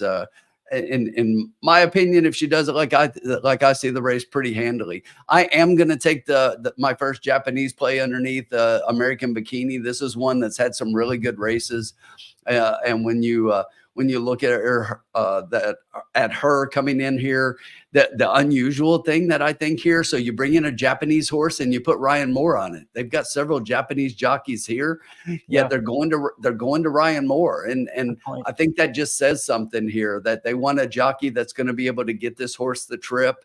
I like her a lot in this position. It is stretching out for her, but that's the case for many of these. For my next one, here's the thing. I looked at all these other horses and the Frizette and some of the West Coast horses, and I wasn't convinced by any of them. I like that Immersive race so much that I went to the 5 Quick Kick.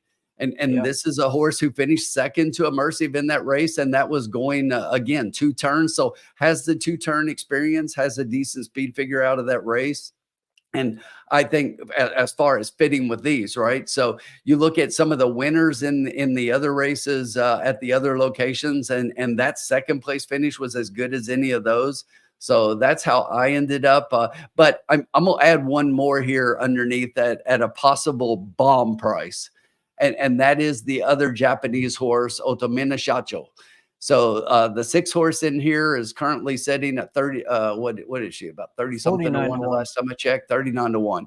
So the thing about this horse is this: if you look 2 races back, she finished second to American Bikini. Yes, that was sprinting. Yes, this is a Speightstown, out of Speightstown, basically sired by Speightstown, but out of a Curlin dam. And if you look at her races, the dam, she did better. She was a router. So this horse may have gotten some stamina from that to be able to compete here a little bit. So I think this horse, I don't think it's a win candidate at all, but possibly underneath in like a third place position for me. I'm going to try to catch a bomb underneath. And, the Japanese, that's the kind of thing that we've seen them do historically, is put bombs in the tries. And I'm going to see if I can't do that here. Yeah, and just before you go, Alambre, I will second Tim's thoughts on the 5 quick kick. This was actually one that I was on the fence with. Dylan Davis obviously had the summer of Dylan, as it was called, and noticed that this horse was sired by Mackenzie, who's obviously had a pretty good breakout year with the first crop. Thought that this horse showed some the ability to run a little bit off the pace from off the leaders. So quick kick at 8-1 was one that I at least had in mind of maybe using. Like I said, I'm 3-9 on my pick 5 here though. So just wanted to add that little check mark for in quick that kick. order or 9-3. That was my only question for you. Do you like 3-9 or 9-3? Like if you had to bet it a straight. For me, I was 9-3. Okay. All right. I'm going to need a minute here. We got 86 people in so far. It's a good start to the evening here. So thanks everybody for joining. Please subscribe if you haven't already. Uncle Sully Nooney. That is my comment that I was going to add to everybody here. Welcome in Sean Patrick Nolan, legendary capper, legend in the cocktail lounge, Not Trust the Prophets. Sean, welcome aboard. Hello, sir. How are you? Hey, Colin. What's up, Sean, my buddy? What's up, buddy? How are Ready for you? some great races here. You're just in time to. You have thoughts together on race 7, or do you need a little time I to do. settle No, in? no, I do. I do. Yeah. Okay, we got 12 minutes to post according to 11 Hey, minutes. Jonathan, depending on we what got app Jonathan, or- Alex, Slappy, Ryan. Race 7. I'm not really inventing the wheel here. I thought this was a 2-horse race between Immersive and American Bikini. I think they're the 2 best horses in this race. Immersive. What I liked about Immersive, Scottish Lassie. I'm a big Jose Lezcano fan. I'm not the biggest Jose Lezcano fan on the dirt. I love him on the turf. And the 10 post could be for her where she's more forwardly placed. I think the 9 will be Ryan will get the 9 in a more better position there. This track's been playing even, and I just think Immersive. Manny Franco knows this horse so well, and I just think she's the best in this field. So I was 3-9, and then for an upset, quick kick, the 5 third. Look at that. Well, I think that makes things pretty simple for me. And we are working with $100 bankroll, Sean, for tonight. Yep. Okay. Tonight, and a fresh 200 tomorrow because Love of the extraordinary circumstances of the Breeders' Cup. So we're thinking in terms of 5 races today, so about $20 or average around there for the bankroll today. Figure on. And what did you spend the first one, Colin? 15 or no 9? Hey, Tim. Current bankroll say 85. Hey, what's up, my friend? Tim and Formula bet the undercard. Oh, you guys, come on, baby. Yeah, we should have got a fresh 100 for Breeders' Cup races. Yeah, what are we doing here? We'll win He it back. placed a $6 wager. Get out of here. All right. All right. It wouldn't be fun if we didn't talk shit. How's that? Exactly. And just for that, because you're so happy with yourselves for blowing $6 extra in the bankroll, I'm going a little over the $20 average spend that we're going to work on tonight. That's right. Formula, they're giving us shit because we spent $6 on the undercard. Unbelievable. This is a Breeders' Cup broadcast. You guys are over here blowing money on. Oh my undercards. God! I'm sweating over $6. I'm that a right. hombre. Well, here we go. Love to see it. By the way, I'm on battery right now. I forgot the charger for this laptop, so I could just bounce out at any point. Your here. microphone sounds like trash, too, by the way. I mean, Awesome. it's a hard Awesome. listen. I'll go on mute. Oh, you love to see it. Well, we have 9 minutes. I got my bet all together. Somebody chime the chimes. I got a winner for us. We got a winner. 100%.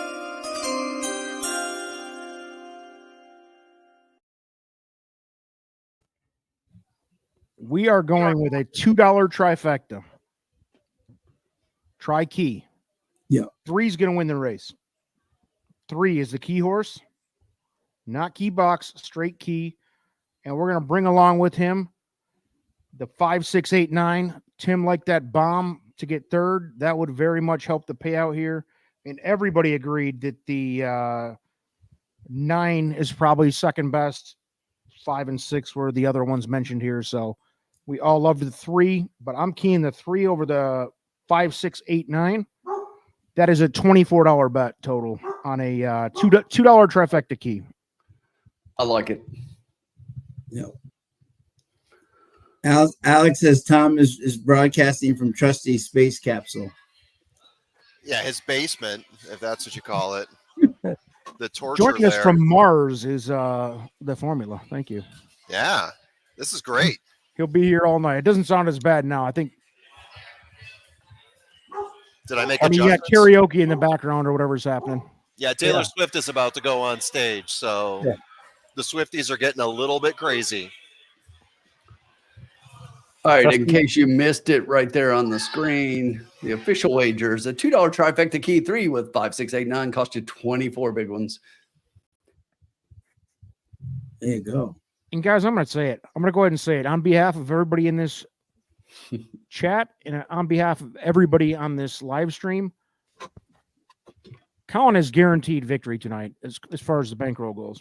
Like we started with the $100. We will end with at least 101. Yeah. Colin has guaranteed it. Otherwise, he will reimburse you via Venmo, PayPal, Cash App. Yep. I don't care. He'll take it all. Zelle. He'll take them all. But I also want 10% of everyone out there's winnings too. So okay, well that's up to them. All right. So the bankroll's already been updated to take out the wager. So when this hits, we'll just add the whole thing back in. Thank you. And shout out to Dennis Trusty, who's still taking strays from Uncle Sully here. Yeah, there's no way. When anybody has terrible equipment, when No anybody way has terrible equipment, it's Trusty that Trusty started that trend, bro. No way Trusty would have that nice artwork on his wall. Jonathan Paley is asking, does anyone like Highland Falls tomorrow? That's a quiet response. I didn't hear anybody jump to. Yeah. I'm not saying he doesn't have a chance. Yeah. You know what I'm saying? But I'm not saying he doesn't have a chance, but he's not in my top 3, but he ran huge in New York. If he repeats that, I don't know how you can say he wouldn't have a chance. You know, so he's put it together at the right time. So, but he's not in my top 3. But I wouldn't say he has no chance. He definitely ran a big race last time. Surprised me and surprised Arthur Stride too. Translation from Sean. Sean's a nice person. The silence was pretty deadly there. I don't think there's any real. I thought it was interesting.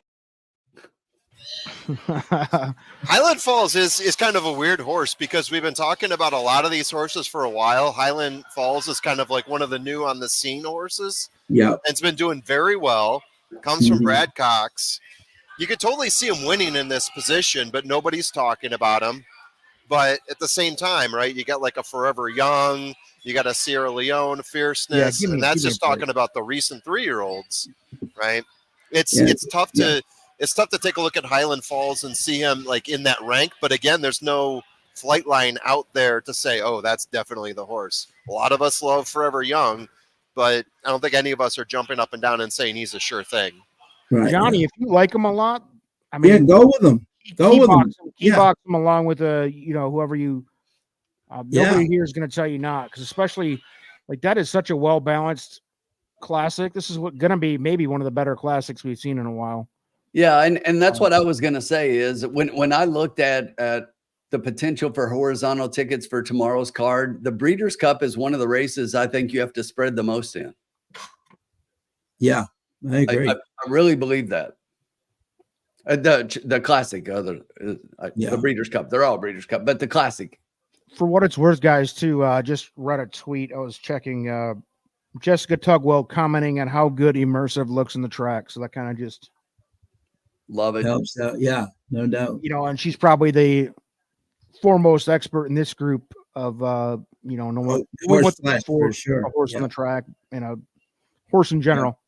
So just as a little food for thought, you're still getting him at 9-5. I know that's a tight odds on a Breeders' Cup race, but there are ways to make money on chalk, as you know. So I will say this to Alex's comment, right? And obviously Sierra Leone's got to prove that he can actually win a race. I'm not saying he like 5-2, and this is a short stretch, but I gotta say that if there is a speed between, like if Arthur's Ride does go to the lead and Fierceness goes and Derma goes, I'm just saying it could set up for Sierra Leone. His last race, at least to his credit, he ran a straight race. He didn't waver in or paddle in or whatever. He actually ran a straight race, which to his credit, he's actually learning maybe to run a bit. So I wouldn't I'm not picking him on top. I'm not saying, but if that speed duel does exist, Sierra Leone will be there. I'm just saying at the end. He always does. We saw his greatness in person, didn't we, guys? Yeah. Yeah, we did. Yeah. So I wouldn't throw him out. I'm just saying in the I like Sierra Leone underneath for sure. I mean, underneath. Yeah, I'm not saying on top, but I'm saying I mean, Forever Young coming. Yep, 100%. The best thing about Sierra Leone tomorrow is the price. You're finally going to get him at the price you've been waiting for. I would never bet him at morning line, but 12-1, that's worth a cross bet. You know, I think he's might get more than that too. Yeah, like 15-1 or something like that, maybe even higher. People are obsessed with Japanese horses. I mean, and rightfully so, but. When I look at that race and let's see, 14 horses, I have to go about 10 deep before I'm adding him on my ticket. Damn, this guy. I hope you added Pyrenees. What's that? I hope you added Pyrenees. Breaking up the party. Come on, we sit there and watch that horse. Wait a minute, but Tim didn't mention it's a $640 ticket. So look, I can't bet the horse. There's a reason he's going to be those odds, and again, so he just keeps burning people's money, and people are like, "Here, please take more." Even underneath, though, everybody keeps looking for the excuse, and everybody's like, "Well, I want to make sure I have him now when he's going to pay a lot more." No, he's not. Yeah. He's not going to pay because he's not going to win. He's always in the money, though. He's always in the money, so there's a way to cash it, right? Even if it's not a win. And also, that's what they all said about who last year. White Barrio? Yeah, except Tim. Tim, you go ahead, pull your hat out. We all know, but I mean, a lot of people said that about him last year. Yeah, no, they said he just wasn't good enough, a mile and a quarter, and there it is. Yeah. Here we go, folks. They are starting to get close here. They are, yeah. And I got news for you. As far as the lounge goes, and as well as my mutual fund that I've got several people in the chat here that are involved, we need to get 3 on top, and I know that's the chalk, but if we get the right ones with him, could be fun. Hey, Carolina Moon. Yeah, Gene. And so this is a key, not a key box, right? That's correct. That's what I thought. Yeah. Let's go 3. Need the 3 on top, or else nothing else matters for the group bets here. And they're up. So the 3 is getting out well. The 1's just to the inside of that one. The 8's going to take out and head to the lead. The 9 is going to come up and challenge the 8 for the lead as they head into the clubhouse turn. 8 is going to put a nose in front down on the rail. That's going to be the 1 sitting in second. The 9 is outside in third. It's another length back. Our 3 horses sitting in fourth on the rail, getting a good trip. The 10 horses coming just outside that one in the 5th. They went to the quarter in the past 22. Back in 6, you've still got the 2, then it's 4. The 5 is dead last right now, but up front, you still got the 8 going pretty fast up front. They're closing the gap on the 8, but just off of that one, there's American Bikini, the Japanese horse, sitting in second as they hit the half in 44.99. Wow. He's starting to drop anchor a little bit now, folks. 9 is coming back to the rest of the field, so here they come with the rush. You've got about 3 of them across the track. The 1 on the inside on the rail is really coming hard, as is the 10. The 3 just got off the rail back in 5th and is starting to make his move as they hit the top of the stretch here. Anchor. They went to the 3/4 in 1:10.03 as they hit the top of the stretch. You do have the 1 on the rail, the 10 just outside that one, but here comes the 3 outside of those. The 3 is just putting a nose in front, is going to pull away from them here in the stretch. It's all the 3, much the best. Here comes the 1 down on the inside on the rail is going to hang on for second. Come on, 385. Come on, 5. And here's the 1 in second. That's the 1. The 1. We did not have 315. No. The 1 was immersive. Immersive. Irad things, spoiling the try for us, but Yeah, he's having a big day so far. Vodka with a twist was up for second. Mm-hmm. Yes. Damn, I really thought that was 8 for a minute. I was like, damn, we're hitting here. Yeah, Immersive was just so strong. Yes, that was a much the joke. best. Great ride by Manny Franco, too. Yeah. Very patient. Yes. We almost won earlier with test score and an awesome ride for the Ammermans. Manny's seeing this track well. I do have to say this: the Japanese throwing a big goose egg right now, dropping anchor and everything. I was Yeah. going to say, time to read and react. No more race Japan them bet. every year. Good God, you guys are on a freaking pipe dream with them. Oh, it's like a drug. It's like I can't get off. You of guys are on the drug. I've never been on it. I'll never bet them. I need They're not help. going to win the Classic tomorrow either. Shaking, shaking over here. I Throw need your help. money out. Burn your money like you do every year. Go ahead. Yeah, Noonie went way too fast there. Oh my gosh, 22 seconds on that first quarter. Yeah, 44. I was gasping. Yeah. Yeah, I don't know. I don't know what probably Pratt, finished last, right? They almost pulled him up. Yeah. I don't know what Pratt's instructions were, but that typical Bob Baffert right there. Go out and I mean, I'm watching the replay. He's not even run your horse into the ground.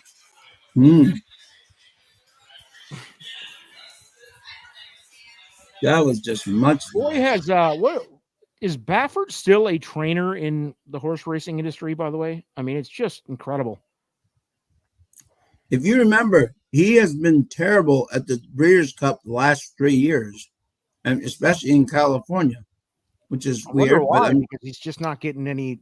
Nobody's dropping him horses anymore. but even when he was doing really well, like the last 3 Breeders' Cups, he's really struggled, which is interesting. So his horses are just not finding it in the Breeders' Cup. Frank, If you had that 3-1, if you had that 3-1, it's paying $48.40 for $2. So pretty decent payout with the 2-1 favorite on top. Yeah, I will give a shout out to the formula who had the 1/4 on our charts. So third after scratches. Yeah, third after scratches, correct. So yeah. At a 20-1 morning line. Of course, you had Irad there. But yeah, that's a real good payout for that. 20-1, right? 21 morning line, yeah. That's correct. I think Authentic is the last Breeders' Cup winner. For Baffert, yeah. For Baffert, yeah. Because Medina Spirit, I think, came in second. Yeah. Yeah. And good for Dylan getting it for third. Yeah. Yeah, and here's the thing. That's what we talked about, and Colin and I both hit on that. That race at Keeneland with Immersive over Quick Kick, that was a really strong race, even though the figures didn't show it. I'm telling you, it just looked good in person when I was there, both of those horses. So yeah, and there was a couple of people on my video who said that she was slowing down. I watched the replay like 5 times. He was not slowing. He did everything he did just to win the race without killing her. And today it clearly showed, just how good she is, Exactly. She's a nice filly for sure. So Oh my God, yeah. I think Brad already knows his first horse that he's pointing towards the Oaks. Oh yeah, no doubt. She won that with horse to spare. Who took the first race for us? Was that Colin or Tim? I've got the next one. I haven't had one yet. Okay, you get the next one then. My name is next to it, but I'll give it to you. Hey, here's the thing. If you want to take it, that's fine, because I wanted the juvenile. I was taking it because we were going to give you the juvenile. So yeah. I could take the next one. That's fine. Yeah, let's do that. Yep. I have the juvenile turf, I think, right? That's correct. So that way we all get a race. That works. Sounds good. I like it. There you go. Yeah, that was an interesting. Yeah, as soon as I saw Noonie out in 44, I said, "What is this?" That was crazy. Yeah, Noonie was my my opt-in play. So finishing in the top 3, get your money back play. Yeah. I thought I could get some money back there, but Baffert decided to burn that out along with Noonie's afterburners there.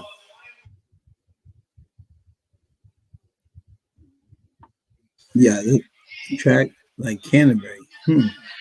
Anyone in the chat have that win there? I'm just curious. Have anything to piece together there? Yeah, I don't think so. The one was a tough. I ran a great race. Yeah, I didn't see it. I'm looking now. I didn't see a lot of one at all.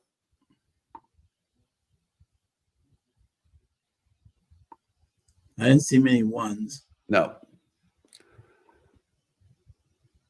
That's awesome, Ryan. All right. Fade the Japanese.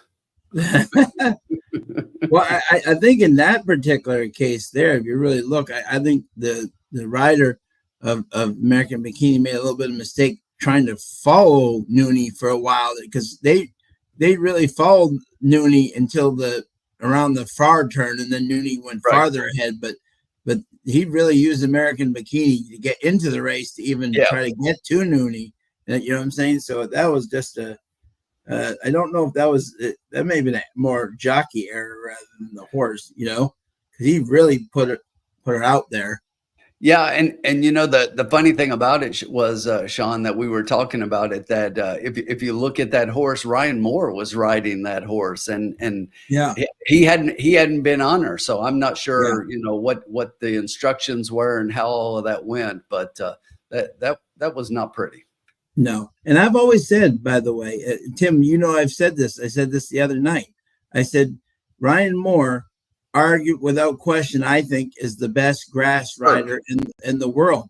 But when he gets on dirt, he's very inconsistent. Versus but he doesn't ride on dirt a lot. You know what I'm saying? He's on turf most of the time, so you can't really blame him for it. But he just doesn't ride on it enough to be, and you're riding against Johnny V and like Mike Smith. I'm just saying the dominant dirt riders, you know what I'm saying? That's pretty tough, it's a tough assignment. Man, that was what, about 6 links? Yeah. Have we done any giveaways yet? I know we have the Iron Bets $25 giveaways. Let's do one here. So let's gather some names here, because we got some time before the next race, I believe. We have, I don't know how much time. It's not posted on the video right now, but I'm sure it's plenty of time. So if anyone is interested and wants to claim a horse, maybe we can just do this at random, start giving out people who sign up random horses and fill it up, and whoever gets the winner, and I'll say second place too, we'll hand out 2 of them, because this is a nice wide race. First and second place. Yes. So if you guys are interested, just go ahead, Tim. I was just going to say, make sure you tell them the qualifiers that they have to have an Iron Bets account and be a subscriber to the channel. Absolutely. And have them put hashtag Iron Bets with your choice, because that way we can find it easily. Hashtag Iron Bet. Yeah, I was going to hand it out at random, because I think there's going to be an overwhelming favorite here, but we could do that as well. So if you guys are interested, if you guys qualify, because you have to be in one of the 27 states that you can actually use Iron Bets Racing in. There you go. There's the Iron Bets Racing hashtag. Let me know. We will need your email address afterwards. If you don't qualify, obviously you're not going to get the 25 back. So we only want people who can qualify, who have an Iron Bets Racing account open, and tweet out, repost Iron Bets tweet about their most recent tweet about them being up and running. If you guys can please do that, let me know in the comments, and I'll start logging which horse you get. Yep. And also start throwing out. Let's start talking this through, guys. There is one overwhelming favorite here. I don't think it's too early for us to talk about this. No. Who wants to go first and give me their notes on who they like here? I will. Thank you. Okay. Well, the first horse, to nobody's shock, I do think Lake Victoria is definitely the horse to beat. I mean, she just, this horse is really, really good. They've always been so high on her. Perfect. She's beaten the best. I just think she's class wise. If I'm looking for a long shot, I'm definitely on the Cynthian bandwagon, number 4 for Junior and Mott. I just think this horse. I remember I was actually there when Junior came in second on this horse in 5 lengths. I said, "Nice ride," and he said to me, "That's a talented horse there." They put her on the on the turf at Saratoga, wins very nicely, dug in, got up in the last jumps, and then they moved her up to $200,000 stakes race, and she just edged away, and I think she's getting better and better and better. And for a second place, I'm not saying she's good enough to beat the 1, but I think she could definitely be there at the end for a nice exacta. Do you have a third horse there, Sean? Yeah. Sorry, my friend. Yeah. And my third horse in this race. Yep, exactly. I was Heaven's Gate. The other one was the Aiden's horse was my third pick here. Obviously, I do not like having judged on I do not like the outside posts. Right now at Del Mar, they're just not looking wonderful. I would throw Mayday Ready in if I thought the outside posts are running better, but I just don't see them doing well out there. So I that's why Heaven's Gate became my third versus fourth. But I think this is going to be a very interesting European race with Cynthia, and I think is the chance for the Americans to kind of get a piece. Okay, thank you, Sean. Yeah, so Uncle Sully, that is correct. Iron Bets is now live just in time for BC. So if anyone is interested, just in the chat, drop hashtag Iron Bets, and I'll put you on the list and give you guys a horse, and we'll see if you get a winner here. Okay, and again, make sure that you are qualified to use Iron Bets Racing in your state. If you're one of the winners, give me your email address, and I'll get them over to their guys. We'll see if we can get $25 deposited into your account if you win our little contest. Yep.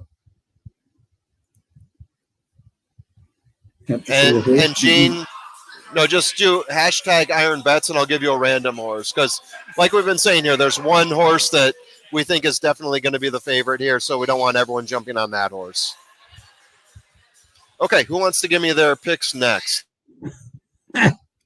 Colin, you ready? Yeah. Alex wants to see Colin in the bag. I'm ready. Go ahead. I'll go last. Yep. It'll be quick. One. Lake Victoria's replay, that last race that I watched, I remember it coming up that day in September, was just like so impressive that it's hard to, I would be lying if I said I spent a lot of other work on a lot of the other horses in here. Now I did find a few. I agreed with Sean on the Cynthian. I thought Mayday Ready was one that was definitely going to be interesting. Of course, the 12 hole is not as bad as in the sprints that we just saw, Sean. So we've had some sprints. I'm hoping that the outside horse at a mile might do a little bit better, but it's a quick jaunt to that first turn. But the one thing about Mayday Ready is she had to do she had to do it the hard way, is what Frankie Dettori said. And she thought that she was very brave going through gaps that weren't really there. So as a 2-year-old, to hear that, it absolutely reminds me of a little horse by the name of Endlessly, who that was the exact quote Sean told me about Endlessly, was this horse got through holes as a 2-year-old that weren't there, and that's impressive. Sired by Tappet, 3 for 3. Mayday Ready right now at 13-1. I think is attractive, especially maybe if we feel like Lake Victoria is going to run the way that we expect her to. Maybe 1 over the 12 Mayday Ready is not a bad idea. And what I had one more note. Hold on, let me find the horse I was going to mention. Number 4, Cynthian. So one other thing that I had mentioned is Tis the Law, a horse that is kind of reminding me of Justify, a horse who have been doing absolutely excellent on the turf. Yep. 31% win percentage, 62% in the money, positive ROI of 108 for horses by Tis the Law running on the turf right now. So just some numbers that certainly back up what the 4 could possibly do here in the mile. Junior Alvarado, Bill Mott, those are Sean's connections. So when he's on those 2, that stands out as well. So I would be Lake Victoria is singled in my pick 5. So hopefully we can get her through, and then I would be 4 and 12 underneath. Tim? Yeah, so look, I loved Immersive in the last race and really like that horse on top. I've got a horse in the next 2 that I really like that I think is a strong favorite. And then besides those 2, I took Lake Victoria as my strongest pick of the 3 horses. Okay, Lake Victoria to me was the strongest single on the Breeders' Cup card here of the 5 Breeders' Cup races. I just think that this horse is much the best in here and the most likely winner. I am going to go a little bit to the outside for my second pick and throw in a price horse here. And this is another one of those Keeneland horses here coming in Mayday Ready.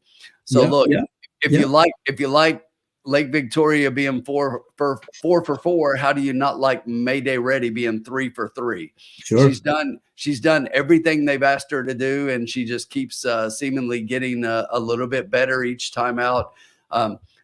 Frankie's ridden her every time, and he's back on her here.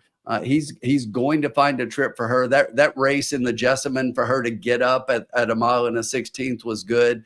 I think the mile suits her a little bit better. The previous race that she ran was a little bit better than that one, and that was Kentucky Downs. And we know that that's a different kind of track. The Saratoga track at 1 1/16 is a little bit different. So she's run on like 3 completely different surfaces, 3 different distances, and she just keeps winning.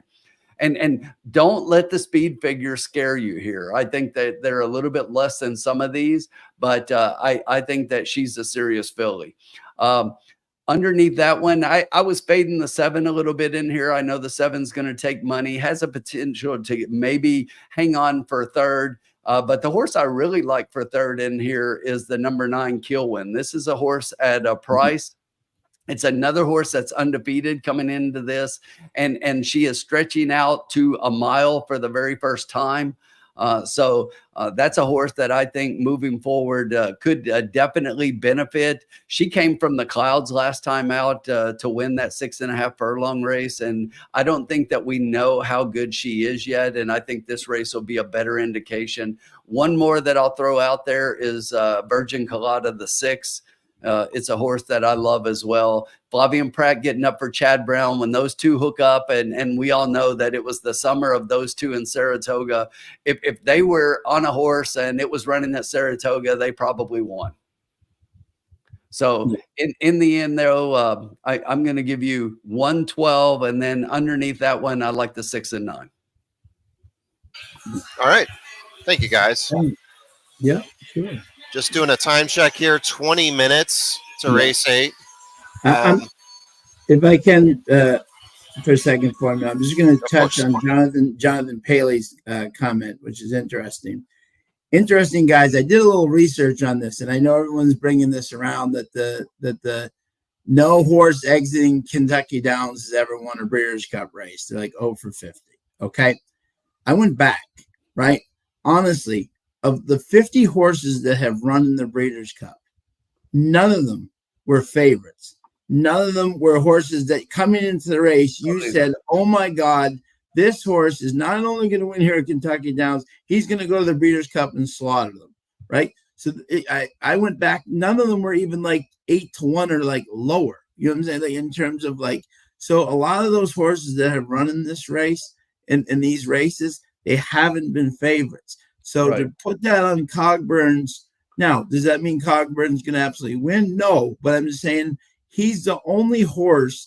And the reason he ran at Kentucky Downs is because his race was taken off and it was canceled. So he had to go to plan B. That's the only reason why he ran at Kentucky Downs.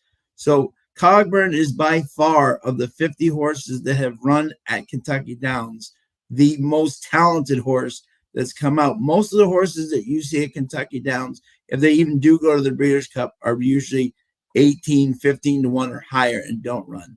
So that stat is a little bit deceiving because none of them have been favorites. Totally agree with everything that Sean just said, because it's the truth, and that most of those horses, look, and for most of them, the ones that Kentucky Downs we're talking, don't let that win keep you from getting those horses underneath. Now Cogburn is going to break that streak, and I'm telling you, we'll just say that right now, but we'll talk about that tomorrow. But that's just a win stat. That doesn't mean that no horse from Kentucky Downs has never hit the board. Yeah. I'm actually I'm going to pull the numbers right now with Raceland. So I've done horses with their last race at Kentucky Downs and their next race being a grade 1 stake. So I can't filter that to Breeders' Cup, but let's see what the numbers come back with a grade 1. And when I have it, once it pops up, I'll let you know. Yeah, thank you. It'd be awesome. Yeah. So we have, what do we have? Formula 18 minutes into the next race, my friend?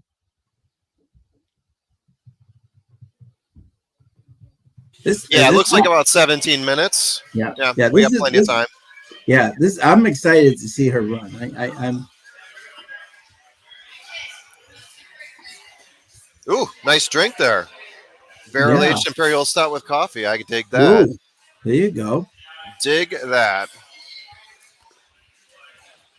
Wow. Lake Victoria currently 3-5 right now, to no one's surprise. No. So, you know the play I like to use. Not to say I'm a one-trick pony here, but I do like to use the trifecta and using a key or a key box. Yeah. So it feels like we're going to use a key as opposed to a key box here. We got enough people thinking Lake Victoria should win this. I have a couple other horses that could beat her, but at the same time, I get totally what you guys are saying here.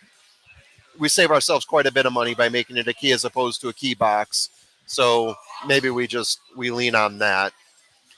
Let's see, as I go through the numbers here, really do like Heaven's Gate a lot, the 8. I know Sean mentioned Heaven's Gate already.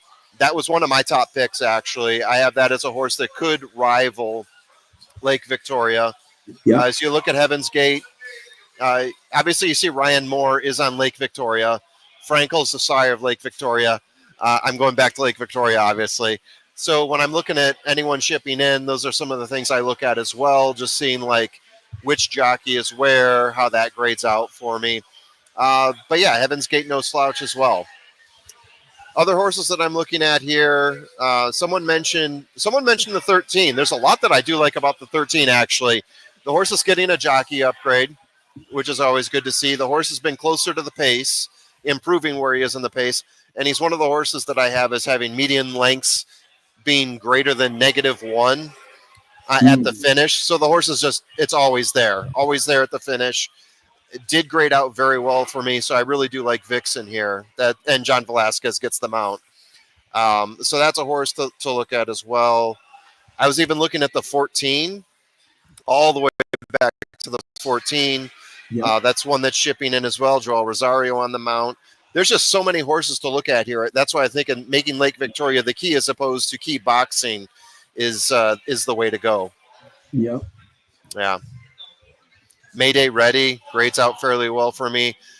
On what I ship out, I have to adjust it so that sometimes horses that grade out well on one formula don't do so well on another one. And the one I'm leaning towards here is one that looks at the shippers a little bit closer and gives them better grades, because obviously I'm using some numbers here where we're not getting all the data on the shippers. So we're comparing a lot of different data sets.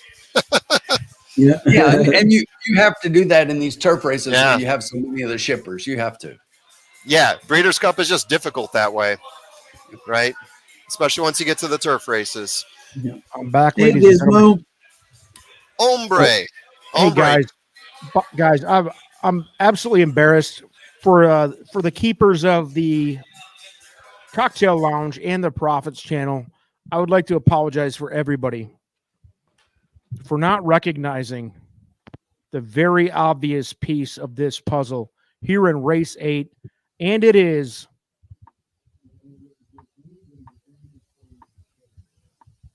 anybody recognize this man? Heaven's Gate. Anybody? Come on, Yes, it's the guys. guy from Heaven's Gate. Yeah, baby, you know it is. The 8 horse is your reference there. Sorry, I went on mute when I said it. Yeah, but what a legend. Marshall Applewhite, also known as Doe. If you haven't seen that documentary, wow. I mean, we're talking one of the best cult leaders in American history. Just a religious kook. You're going to love the way you look after you watch that because, wow. Does anybody remember that? You guys old enough to remember this at home? I know you 4 are. Nope. Sean, you don't know who Heaven's Gate?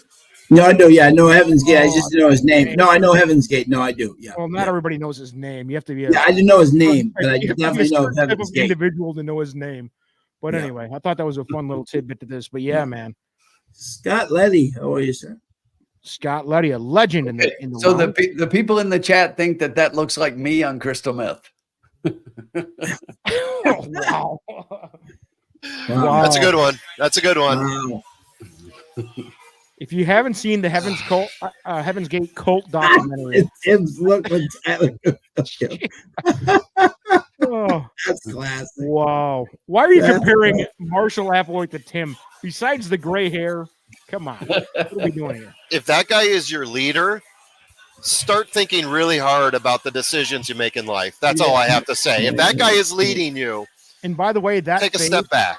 that face and that 1,000-yard stare that he's putting on there is way more reasonable than anything he ever said. So Yeah. it's Tim, take those glasses off, Tim. We've never seen him. We've never seen Tim and Marshall Applewhite in the same place at the same time. I'll just say that. It's because they'd have to be in a coffin. Yeah. Or an urn. Whose race is it, baby? Crystal mine. Heroin, says Gallivant. This is the formula. And right now, everybody Formula, is do saying us right Lake here. Vic- God damn it. We have not won a race yet. I know it's only been 2, right? But everyone time. here is saying Lake of Victoria is a lock to win, or the closest thing to a lock. okay. El Hombre, do you agree? Honestly, I like Heaven's Gate too.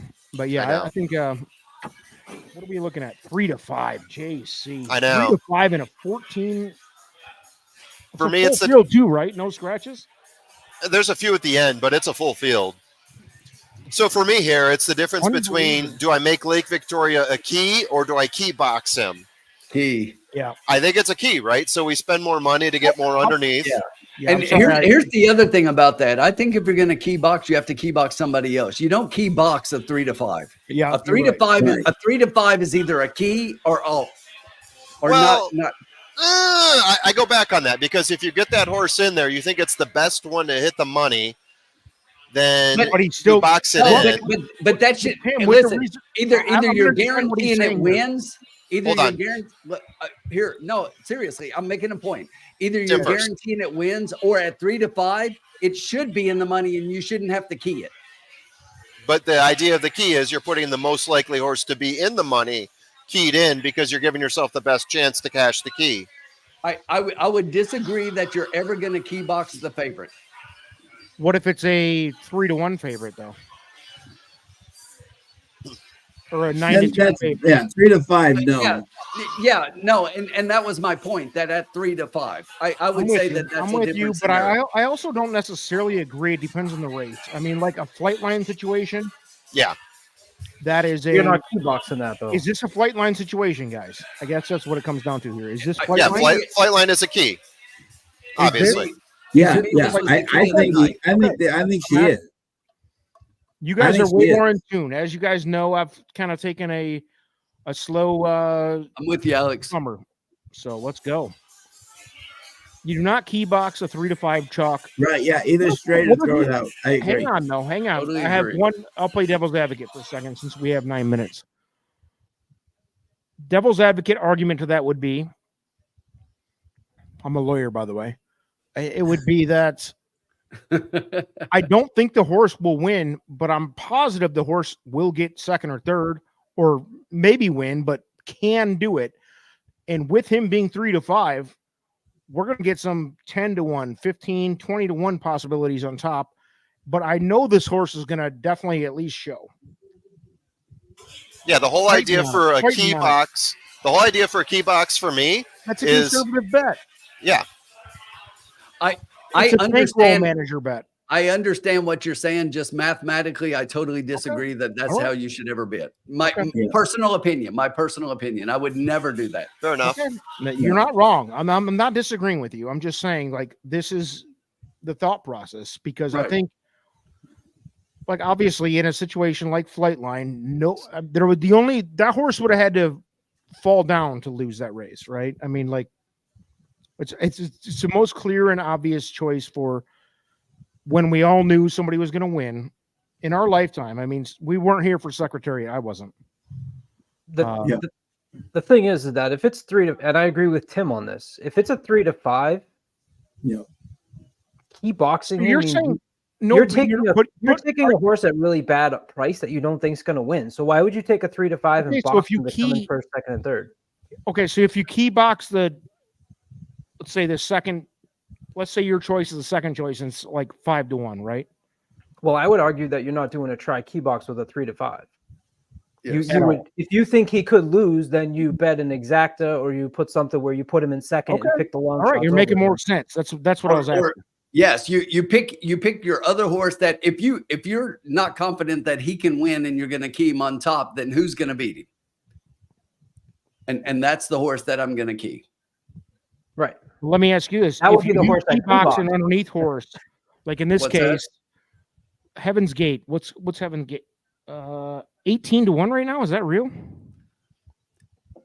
And I can see every bit of it because I've got the horse off the board and I don't think he hits it. Okay, but I'm saying. All right, guys. I think I'm almost ready for this here. Do it. We got 6 more minutes to fight. Yeah, go ahead and fight.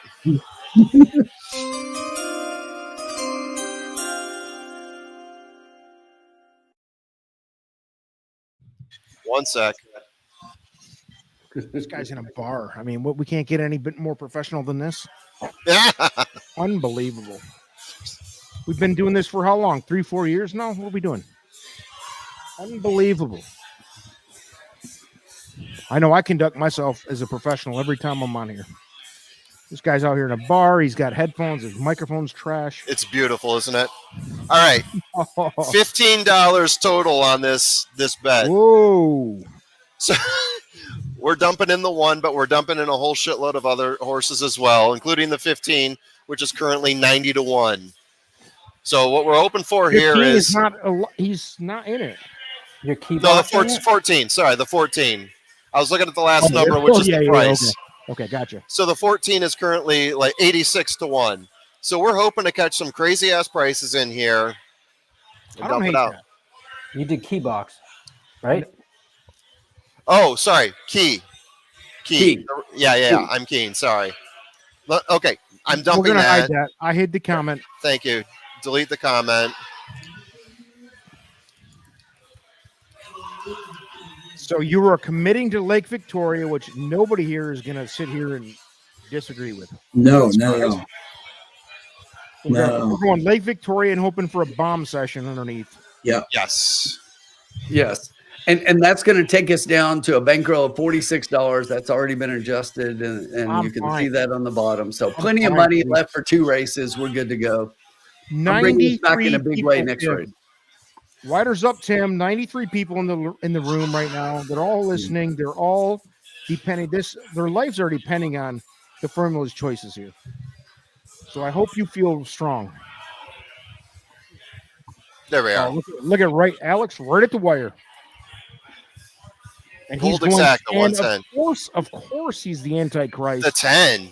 He doesn't. He's taking a horse that we don't even have. Yeah, that's fine. Alex, come on. What are we doing? Hit the like button for sure. I'm telling you, Alex. Listen, I love you, brother. We've talked a lot. We've even had some heart to hearts. I'm gonna need you to do something for me right now. He's the classic antagonist. I mean, he just is, dude. I don't know whether it's me. Is he that way to you guys when I'm not That's here? what Rhode Islanders do. All right, and We once all again, hate you guys too. So, you know, and once again, if you do qualify, and I know certain people like Gene out there who are saying they don't qualify for this, but if you do qualify, dump your number, dump Iron Bets, hashtag Iron Bets into the comments. We'll see if we can get you $25 extra in your Iron Bets account. We got a couple people in there already. So hashtag Iron Bets, I'll put you on the list and give you a horse. 3 minutes to post, baby. I'd like to quickly go back to I think it was Jonathan and Sean's conversation about horses that have raced at Kentucky Downs. Yeah. I can only right now pull a year, so it's taken time to do 5 years. But over the last year, which means it was the last Kentucky Downs meet, 19 starts of horses that have ran in a grade 1 after their last race was at Kentucky Downs. Okay.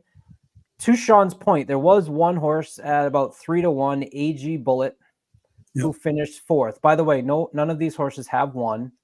Only 5% have shown. But look at the odds. We'll zoom in right here for you on this list. After that 3-1, it's 6, 7, 9, 11, 12, 16, 17, 18, 21, 27, 31, 36. So, Sean, to your point, these are all really long shot horses that were coming out in their next race. Right. I can guarantee you no one points a horse to the Kentucky Downs trying to win a Breeders' Cup race. Absolutely. It just doesn't happen. Cogburn was a different story for the situation that it just right, because his race got scratched, and that was the only place they could run him at. Exactly. And it was a $2 million, $3 million race, and he still killed them. You know. Let me be the bad guy here. Kentucky Downs, burn your anything you've ever read about any statistic from Kentucky Downs. Burn it. Burn it. Throw it away. Put it in the trash. Light it on fire. Fireplace. Give it to the kids to make paper airplanes out of. It's trash. That track is not reasonable. It's not real. It's fake. Okay? How's that? Not saying it's not a nice facility. Not saying it's bad racing. Good betting. Whatever you want to do. That is not real. All right? All right. Good. Look, I'm going to disagree, and I'm going to say something that's going to slightly agree with you, though, Hombre. It's not that it's not real; it's that it's unique in the United States in that it's not an oval course. I like it. I love it. Actually, I'll be honest. I love it. No, and you know, so you're right that you can't compare Kentucky Downs to anything else in the United States because there's nowhere else like it. Right. By the way, this guy was in the chat last night in the lounge. T $5,000 to win on the 10. T, I gotta have you send me some evidence of these tickets you're playing. Right. I don't want to be an asshole. I don't doubt anybody, but come on, $5,000. What are we doing here? On a 70-1 horse. If you win that $5,000 on a 70-1 horse, you're gonna win what? What is that? 350? Am I doing my math right? You guys gonna win. You guys gonna win $500,000 here. Good luck, bro. I hope you're. It could be like we're out here making chintzy little $20 bets and shit. Was it Malice that baby? Let's go. Who hit that bomb on our stream? Remember that guy? Yeah, who was that? Oh, he it wasn't Malice that, right? Someone dropped in and it was like 69-1. Boom. Yeah. Yeah.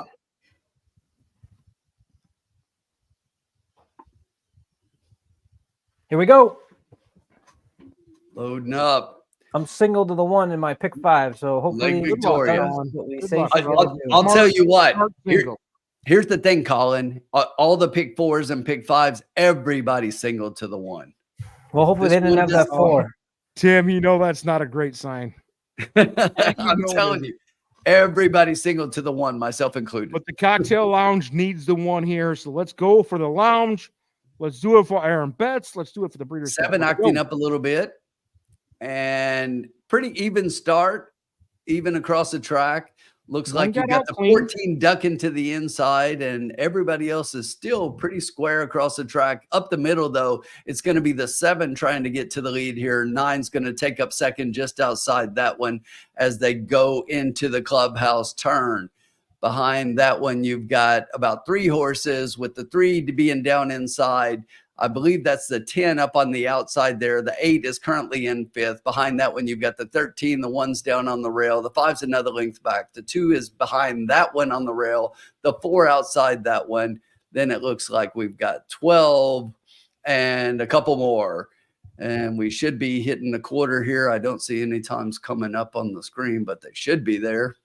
What are we doing here, folks? As But we hit that the 7. 100 people on the screen, by the way. Thank you. Yeah, so the 7 is still out to the lead. He's got about a length and a half over the 9 horse in second. The 3 looks to be making up a little bit Come of on, ground Ryan. down on the inside, the 10 to the outside. That 1 horse currently sits in 5th position down on the rail and is starting to make up a little bit of a ground coming inside. Is going to have to work out a trip, but clearly has Come horse on with this one. tips to the Come on, outside Ryan. right here. Ryan Moore, There you baby. go. Do it, kid. Lake Victoria. She is There he in goes. the clear, coming up on the outside. She is going to be much the best and blow by them. You got Go. another horse coming down on the rail one. to the inside. The Keep 12. moving. Keep moving. Keep Outside, moving. you got 12. 112. 112 and then 112. 112, 2. 112, 2. I called that exact. The ice code, baby. oh no. Nice. We did not have a 2. Damn it. Nitrogen, Mark Coste, 49-1. Sorry, guys. You failed the whole group. Failed the world. Let's be honest. Yep, that's it. Tim, did you have that exact? I had Evan's $10. I do have the exacta. And it's paying $50 for $2. I got it for 5. I got it for There 10. you go. You're gonna love the way Nice. you look. Way to go, baby.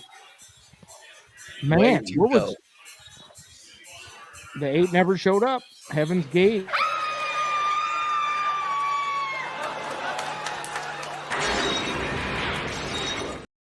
The outside, but So much better than people gave her credit for. I didn't hear anybody all week talking about Mayday Ready. I love that horse. Yeah. Yeah, we had that one in there. You know who had that horse on top was Sarah Baldwin. Yep. Yeah, I had Mayday ready on top. Yeah. We're in a big race too. Lake Victoria got it done. We had the correct key horse. Damn Yeah. it. All right, Colin. Good job. High five, buddy. High five. I'll take We are 20 over for you. 100 people, well over 100 people. Please subscribe to the channel if you have not before. Like the channel, support Iron Bets, folks. This is a brand new option for betting on the horses, and they do put the horse player first. This is not a DraftKings or FanDuel, which puts the horse player about 20th place behind NFL, MLB, all that stuff. So, Iron Bets, thanks again. Did we do it? All right, Did we do the so- did we do the giveaway there? Or we wait. Yeah. So so Gizmo and Uncle Sully, they're getting 25. So let's collect their emails, send them over to Iron Bets, and see if we can get them Sully taken wins care of. every contest, doesn't he? What's that? I feel like Uncle Sully wins every contest we've ever He done. takes part in every contest, so he might as well.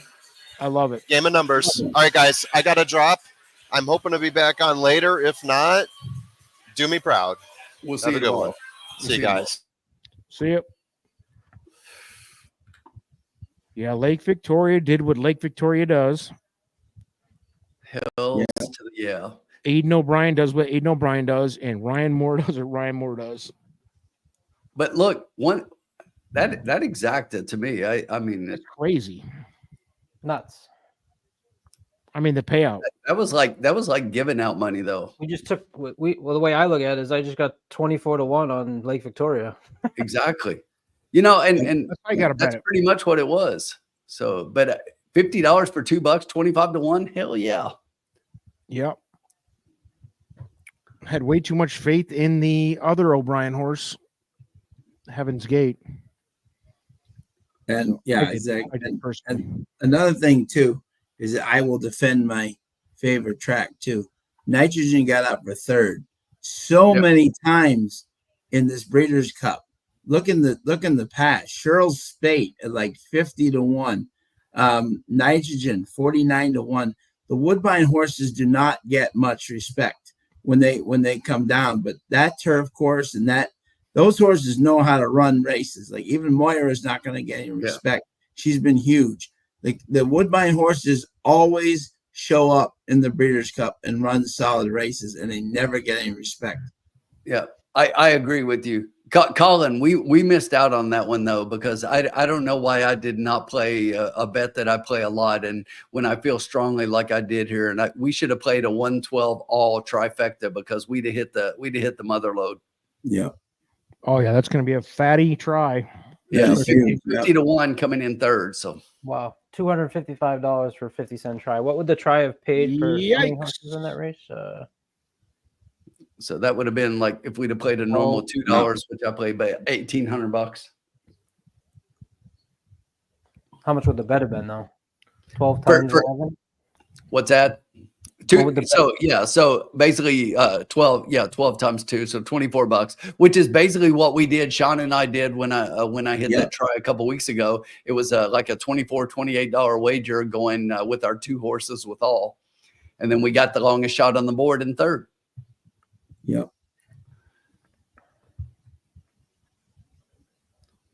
Now we come up to the big juvenile stakes. Yeah, we got 2 left, baby. And by the way, look at the numbers hitting the board here. 116 in the chat right now. Appreciate everybody. Please subscribe if you haven't already. I know there's some newbies in here. A lot of the longtime legends of the lounge, longtime supporters. We appreciate all of you. Mike Witten. Mixing Diet Mountain Dew with Blanton's in your honor. Wow. Yeah, that's great. Love to see it. Love to see it. That's exactly what I would do with Blanton's too, because it's garbage. Oh, come on. Trash, bro. I'm not a huge Blanton's fan. Out of all of the stuff coming out of Buffalo Trace, Blanton's is like so to answer Alex's question, I have moved, but I have not moved my studio yet. So I am still in the same studio. I just have to put everything together in the new place before I can. Shout out to Alex for being that creepy to recognize your background. Yeah, I know. I mean, that is honestly it's kind of like the cult, Heaven's Gate cult we just mentioned. I kind of feel like Black Belt. You know, I always feel like somebody's watching me. All right. I finally get the better race. Here we go. Woohoo! Yeah, but before we move on, Alex, all of a sudden, like Sean's hearing very light ticks on his window on the outside there, Sean. Yeah, exactly. It's really scary. Make sure your windows are locked. Alex, I'm on the show right now. Yeah. It's really scary. Please insult me, Alex. You can do your best. I can take it. I'm a big kid. By the way, cheers to Yingling, America's oldest brewery in the U.S. I think it's since the 1800s, bro. And they do it right. You guys can drink all your snobby stuff. It's a good lager. Yeah. Sean's going with ice. Yep. Which flavor tonight? A kiwi strawberry. Not bad. I've had it. Yeah. Paul Nolan said he liked the 11 as his first pick. Where's this? Tim dropped out. Scott Laddie, what does this mean? I missed the night Sean was purple, Sean. What does that mean? Oh, yeah. My screen turned purple. Oh, I was like, it's like Minnesota Viking, purple. Oof. And the Vikings and Scott will actually do this. Is that the Vikings were playing that night, which was ironic. Exactly, that was funny. That worked out. Vikings. I like that they've been exposed the last 2 weeks after that 5-0 start, though. Yeah, Sam Donald's going back to the old Sam Donald. Yep. Lions looking like the best team in the NFL, which they are. Hell yeah! Come on, deny it, Patriots fans, with your 2-10 record, whatever you have. Hey, We're still in second place, only one game behind. Only because the Jets are worse. I mean, you have the worst division I've ever seen.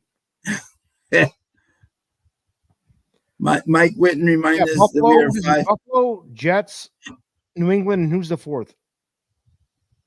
What's that? Who's the fourth team in that division? The Oh, Patriots. it's the Bills, the Dolphins, the Jets, and the Yeah, you got Mr. Brain Dead, and then you got the other two. we're the weak division. The Fish. By the way, can you bet the odds that Tua dies on the field? I mean, I'm sorry to say that. I'm not making fun of it, but what are we doing? They will not allow that. Why is he still playing? It's not fun. It's not funny. He does have kids, doesn't he? I believe so. Yeah, he just wants to keep playing, and I agree with you. Tough. Vikings reversing to the mean. The Bears are reversing to the mean. Lions and Packers are next. Ooh, wow. John Paley says, as long as Casey doesn't. John or Sully. There it is. There's the purple. There it is. The Vikings. Oh, that is Vikings purple, dude. It is Vikings purple. Wow. Yikes. Purple John. So we got Alex creeping me out. We got Colin creeping me out. This is we got a little bit of a need security. We need security here. honestly, a little bit stalkery.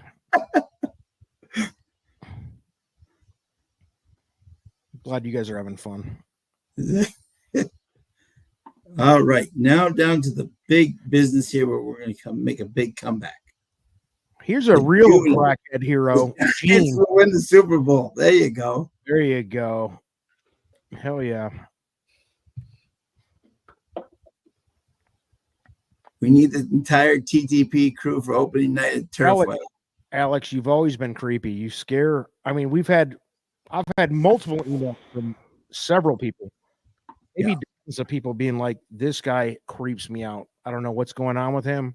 Please, can you make it stop? And I'm like, I can't control him. I will admit, I love you, Alex. We've met and I've had you on my show, but when you showed up on Dublin Down in a garage, and the garage door opened and the car started pulling in, I got a little worried that you were going to get run over, my friend. It's tough. Live footage, Alex. So 26 minutes to go. We got some time. We got some time. Yeah. Yeah. Where's T? Yeah. Exactly. Yeah. Where is he, dude? What happened? Did 10 hit the board? I don't remember. Gene, I hope you hit the exacta. Let us know, even though you're jumping off the Brooklyn Bridge. Yeah, honestly, I love that. I love it. I love to see somebody. And T, God bless you, dude. Trusttheprofits@gmail.com. Send the ticket. If you bet that, dude, I respect it. I really do. Just show the ticket. We can all you're right now. You're a Swift hitter on Twitter, but until it's great. I love it. Yeah. So, all right. So now, whose race this is? Whose race is this? Is this mine? Yeah. Good. Excellent. Okay. It's him jumping. He's excited. He is ready to make us money. He is. Get yourself some Kentucky bourbon, Tim, because we need you loose. We need you thinking clear. We need you loose. 125 people. 125 people in the chat. You'd love to see it. My beer is 12%. I'm good. Yeah. How many bourbons have you had, though? Zero. Will you have one? No. I need you to have one. Maybe after this. Maybe for the last one. But this is a sipper. I think the chat and the group, everybody would be more comfortable if you had one bourbon. Colin, do you agree or no? Absolutely. Increasing speed figures. There you go. There you go. Shout out to all the bourbon snobs. All right. First thing I want to ask you guys. It wasn't me. good to leg 4 is I got the 1 and the 6. So Tim, you've told me I've been safe the last 2 races. Am I safe again to get through race 9, the 4th leg of my pick 5? You are safe. Yeah, as long right, as the Howard? 1 wins, you're safe. The 6, you're on an island. I'm on an You're- island. but So listen, you're through the first 3 legs, right? Yes. And what are the Awesome. odds of the first 3? I know there was 1 bomb in there. 12 to 1, 3 to 5, and what was immersive was 2 to 1. Yeah, Okay, not bad. you're in great Not shape. bad. Come on, Yeah. baby. We're all rooting for you. Who do you have in this next one? East 1 and Avenue and 6. Citizen Bull, 1 and 6. I really like his. I like his you are, 1 part. you are safe, but I'll talk about that last after everybody else has told me what they Mhm. think about this race. Oh, Yeah. that's right. It's yours. Sorry. Yeah.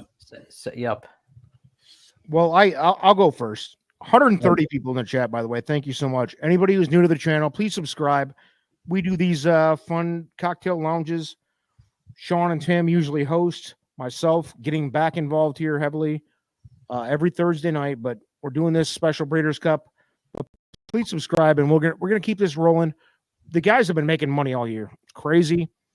Plus ROI, so let's keep it moving. But anyway, I do agree that East Avenue, the only thing I hate about East Avenue, and Tim, I know you're going to at least feel a little bit of anxiety about this.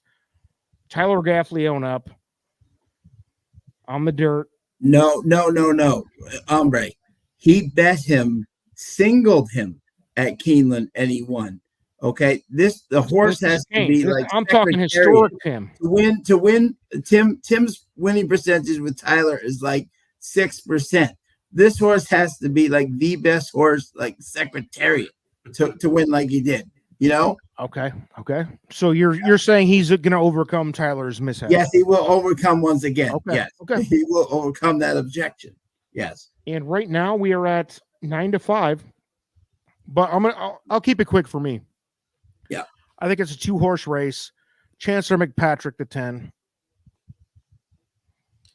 I can't get much further down than that. Maybe Irad, just because he's Irad and gaming the 7. Looking at the odds now, yeah. I would say if I was going to do something, I'd probably key up the 1 with a 10-7, some kind of combination like that. But yeah, those are the 3 I give a big shot to. Who else did you have? You had Citizen Bowl of 6. I see. I get it. Yeah. It's a bad. I did. I like the fact the horse had a win at the distance and a win over the surface, And the only other one I would mention is the 4 at a price. The 4 at a price, 10 to 1 right now. But listen, guys, I'll be honest with you. Okay. You guys have more invested in the Breeders' Cup than I do as far as like longevity goes. I'm looking at it from just purely numbers. Well, here's Right. East Good Avenue. choice. Here's East Avenue running Jimmy up the track Johnson. in the futurity. Looks like Yeah, that's bored to death. not even Okay. not So even being I'll tell a quick story here about our friend here, East do. Ave. Okay, so Brendan has loved this horse. Even when I talked to him at Saratoga, he said I got a great 2-year-old running at when he ran at Ellis. He kept him at Ellis because he didn't want to bring him up to Saratoga with the crazy crowds and all that stuff. He knew he had talent, so he just wanted to give him a real easy introduction to the races. He runs him at Ellis, and he absolutely just runs him off the feet. Lewan doesn't even move his hands; he just goes around and so he's right on plan. Brings him to Keeneland. I mean, that horse couldn't. I mean, Tyler didn't even do anything; just sat like a statue and just absolutely ran them around the track. Which is what Tim likes to see. Right? He really believes that this horse is like Maxfield, only a little bit more talented. And for him to say that he loves Maxfield. You know what I'm saying? And for him to say that he thought he's a little bit more developed than Maxfield was at this time, that really says something. Maxfield was a monstrosity too, dude. Exactly. And the way Baffert horses are running right now, they're just not even getting in the picture. You know what I'm saying? And by the way, this horse does not need the lead. He does not need the lead. That's where people are missing the boat. If the 2 Bafferts go out to the lead, all Tyler will do is just sit right off him and say, "You two go ahead and run your tushes off until you're dead, and then what do you call it? I'll come right around you and just exact. This horse is the real deal, and people forget. Even when Maxfield got out to California last time, he scratched him because he wasn't crazy about the surface and he didn't know about what he's doing. This horse, he's been since day one. I think this horse could be your Derby horse if he stays healthy. He could be your Derby winner. Big praise from SPN. Yeah. And I actually have an ice cold exacta here. I may be wrong. Spit it out, baby. Let's go. Tell us. 1-5. I think Jonathan's way. Johnny's way. I think Rosario, he doesn't have many mounts in this Breeders' Cup like he usually does. You know what I'm saying? But this horse at Churchill, I thought that race was like ultra impressive coming down the stretch. You know, and what do you call it? I was a little leery of him. That I still bet him that day, and he just absolutely just took that field apart. And I think when you look into the Baffert horses, and I said this again so far, the California horses have been nowhere. This is what I said. They all run against each other in like 4-horse, 5-horse races. I said, what happens when the East Coast horses, the battle-tested ones, come out? So far, the Baffert horses have run not well in the 2-year-olds. So I'm throwing the Bafferts out until they know how to run, and have success. So I think the Fiesman tested the one. This is like 1-5-10. And I think the 3 of them are just going to battle it out for who's the better. I think East Avenue will win, but I think it's going to be either 5 or 10 that get in. I don't like any of the Baffert horses. If they beat me, they beat me. Hey, Sean, and sorry to interrupt, guys, but yeah, the one is currently 9-5. Yes. So if this horse goes off at 9-5, do we not just send the win bet? I mean, honestly, I know we can try to catch more underneath with a try or exacta or something, but at 9-5, it seems like a gift considering what you guys are talking about here. I know that's not long shot odds, but you just need to bet harder. But still great. Yeah. You're just trying to get the bankroll back up. Yeah. No, I'm saying if you normally bet $20 to win on a horse, but you really think this is the horse that's got no shot of losing unless, something crazy happens, then why not bet, instead of betting $20 to win on that horse, put 100 or 200. See what I would do, like if you gave me $20, this is just my opinion, right? I would take the $20 and do a $10 exacta straight 1-5 and 1-10, and just hope that Eastern Avenue stays in front of the 2 Eastern horses. You know what I'm saying? Like if that's what, rather than put 20 to win on them, I would try to get the 2 of them behind them. You know what I'm saying? And see if I could get. But you're right, greedy, though. Sean. Sounds like you're greedy. Yeah, but I'm kidding. No. Luckily, Sean doesn't have to worry about making the bet, nor does Hombre. I appreciate your input, but I've already got an idea in my head how He's already got an idea. So I'd love to hear what the rest of you think, though. Let's go. Put it in the comments, folks. Colin, what do you have 1-6, right, bud? Yeah, so I think the 1, 5, and 10 are your most talented 2-year-olds right now, and it's great that we get all 3 of them to line up together. From a constructing my ticket standpoint, this race is going a mile in the 16th. You got horses that have run the mile in the 7 furlongs, but it's Citizens Bull and it's East Avenue who have gone a mile in the 16th and have had at least gotten the victory. Now, Ferocious had a nice run there in the futurity as well, but I led some stock to the fact that Citizens Bull's last race or 2 back was over the Del Mar surface as well, and actually has a victory breaking the maiden on the Del Mar surface as well. That was only 5.5 furlongs. But I'm putting a little credence into the fact that this horse, out of the 3 Bafferts, because at 13-1, Bob Baffert, when I put my ticket together earlier, was definitely feeling good about the way that this horse has been stepping up in class. Is 2 out of 10 when it comes to echo-based class. Is 1 out of 10 pace late. 102 is the best speed figure at this distance.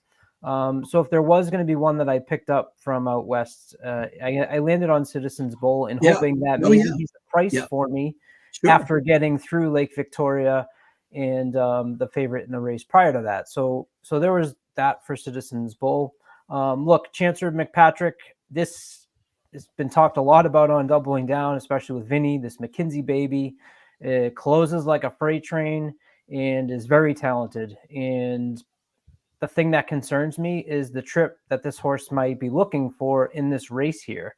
So ultimately very talented.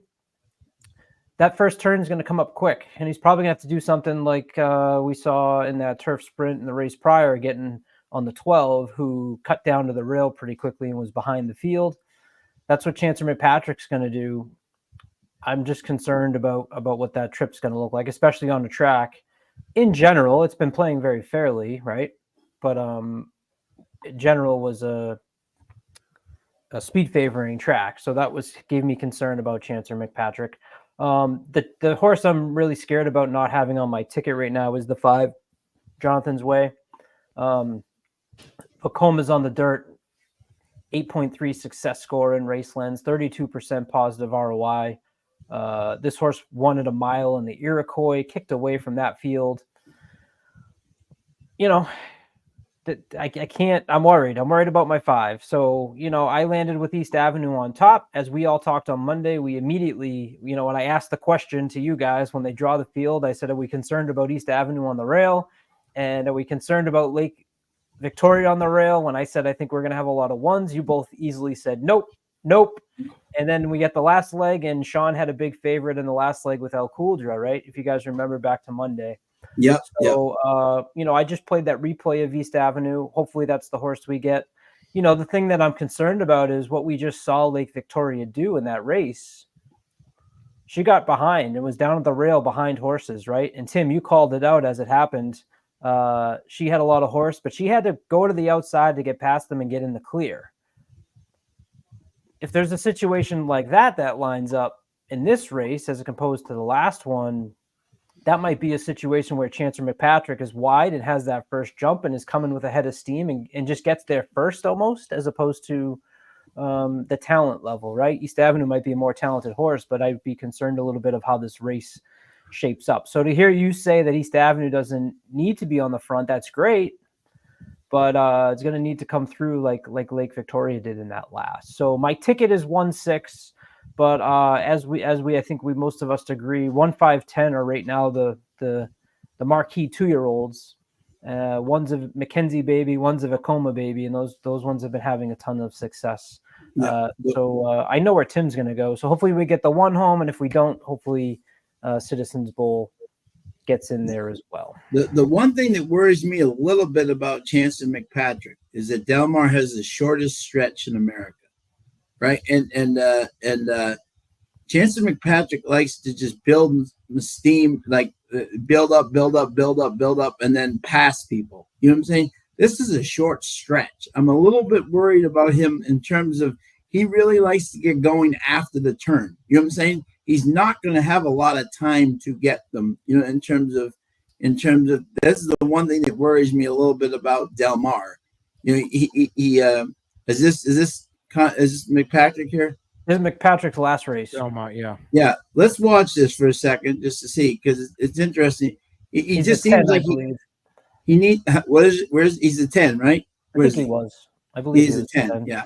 But watch him on the outside. It just seems like he needs to kind of he grinds and builds. I mean, he's very talented. Don't get me wrong. I'm not saying he can't win, but he's Sierra Leone, right? I mean, yeah. Yep. Somewhat of a comp. That's exactly who I kind of popped in my head. Yeah. So he's not by him. He's not by him. He's not by him. He's not by him. He's not by him yet. He's not by him yet still. Now, he does grind him here, but I'm just saying with a short stretch at Del Mar versus, I'm saying, a East Ave, I'm just saying that tight, it's going to be tough for him to grind down on a short stretch. That's the only thing I'm worried about him. I accept that. Valid concern, I think, Sean. But it's Tim's call. Tim's up. And Tim is fully loaded, by the way. He has been waiting. Tim is ready. He's like Chancer McPatrick on that turn, baby. I know he's fully loaded. He didn't listen to one word any of us said. Exactly. That's for And sure. even if we had, he wouldn't vote for our horses anyway, so it wouldn't Yeah, matter. send it. I had you guys on mute the whole time. Are we Yeah, done? absolutely. 150 people in the chat, by the way. We appreciate it. It's a big weekend, folks. It's going to be bigger tomorrow, but it's juvie night. We're having a good time. We got this race plus one more, so stick with us for the remainder. And everybody is waiting for Riders Up. Tim, give us the pick here for the All right, so 2024 let me Juvenile. talk about it really quickly first before Sure. I actually go into what the pick About is, 8 minutes to vote. I'll make it quick. So as we were talking about all of our picks for Breeders' Cup leading up and putting out our videos and things, one of the videos that we obviously want to do is our top 10 for the juveniles. And if you go back and you look at our chat group, we were talking about all the usual suspects. And I sent a note to the formula and I said, make sure you add East Avenue. He didn't have East Avenue on the list. And that was after the Ellis race. And basically he said, okay, I'll put that one on there. So that was long before the Breeders' Futurity at Keeneland. But I saw this horse at Ellis and I was like, holy shit. This is a lot of horse. Won that race at 6 furlongs easy by Luan, won by 8 furlongs, and like was geared down and pulling away from the field. Then goes to the Breeders' Futurity, and a lot of people, and I've heard this all week. Keeneland was speed favoring. I just talked about it a couple of races ago, and you know, it's just like as we were looking and talking about Immersive, and I said, look, Immersive's better than people think, and Immersive's going to rate up the speed and win. East Avenue has won easily on the lead, but as Sean said, I totally agree with what Sean said, because Brendan Walsh will tell you the same. This horse doesn't need the lead. And this horse has the highest buyer speed figure in the field by far, and has yet to be asked to do anything. This horse has not seen a whip, hasn't been asked, hasn't been pushed, and is just winning easily. I love this horse. I told you guys. I'll make a statement. Best bet of the night, Tim. I'll talk about it more after the race if this horse wins. But look, this is seriously a horse on top for me. So now You seem like Tim. I really see Tim this excited on our horse. So I know. Look, I love East Avenue, and I'm going to tell you I know afterwards. he's Guess what? 8-5 currently. At 3 o'clock. At 3 o'clock tomorrow, Tim's going to be wearing a East Avenue hat for sure. Oh, fuck yeah. Forget about it. Hey, he's going to have a hat and a shirt. Wait. It gets better. So Sean knows that this is normally a sign of good things to come, because my second place horse is, I think there's a clear second place horse in here, and it's Jonathan's Way. Listen, this horse, I was there for the Iroquois, just like I was at Keeneland for that one. I was at Churchill, and I was a little bit concerned because this horse came from behind in winning his maiden special weight race. And then in this race, and Joel Rosario, of all people, takes this horse out to the lead. And I was like, oh shit, we're in trouble. But let me tell you, won easy and for fun and wasn't really asked. And I'm telling you, this is another horse that I was like, okay, this horse is for real. But I still think that, but I just don't think this horse is as good. I think very highly of East Avenue. I mean, extremely highly of the 2-year-olds I've seen in recent years. Okay. And I just think that those two horses are a little bit above everybody else. But I could see somebody else getting into second place. And I want to make sure that we're covered for this one a little bit. But guys, we're getting close. So let's give the people what they want. Yep. Gene is...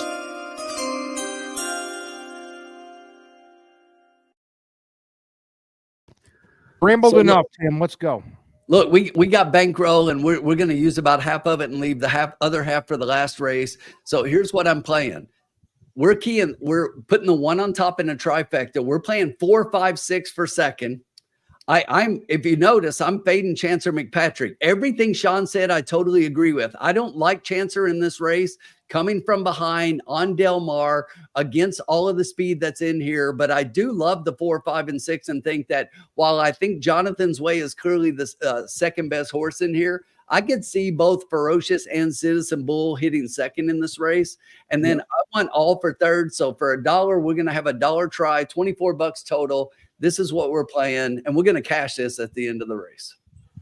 I'm not going to lie. I'm just gonna throw this out there for $2 right now, right? Cost you $2 more. Let's just say, because we've been so down on these Japanese horses, and then I know this is crazy, but I'm looking at East Avenue and hearing what Tim says, and I see the 3 and the 9 paying $212 and $185 for a $1 exacta.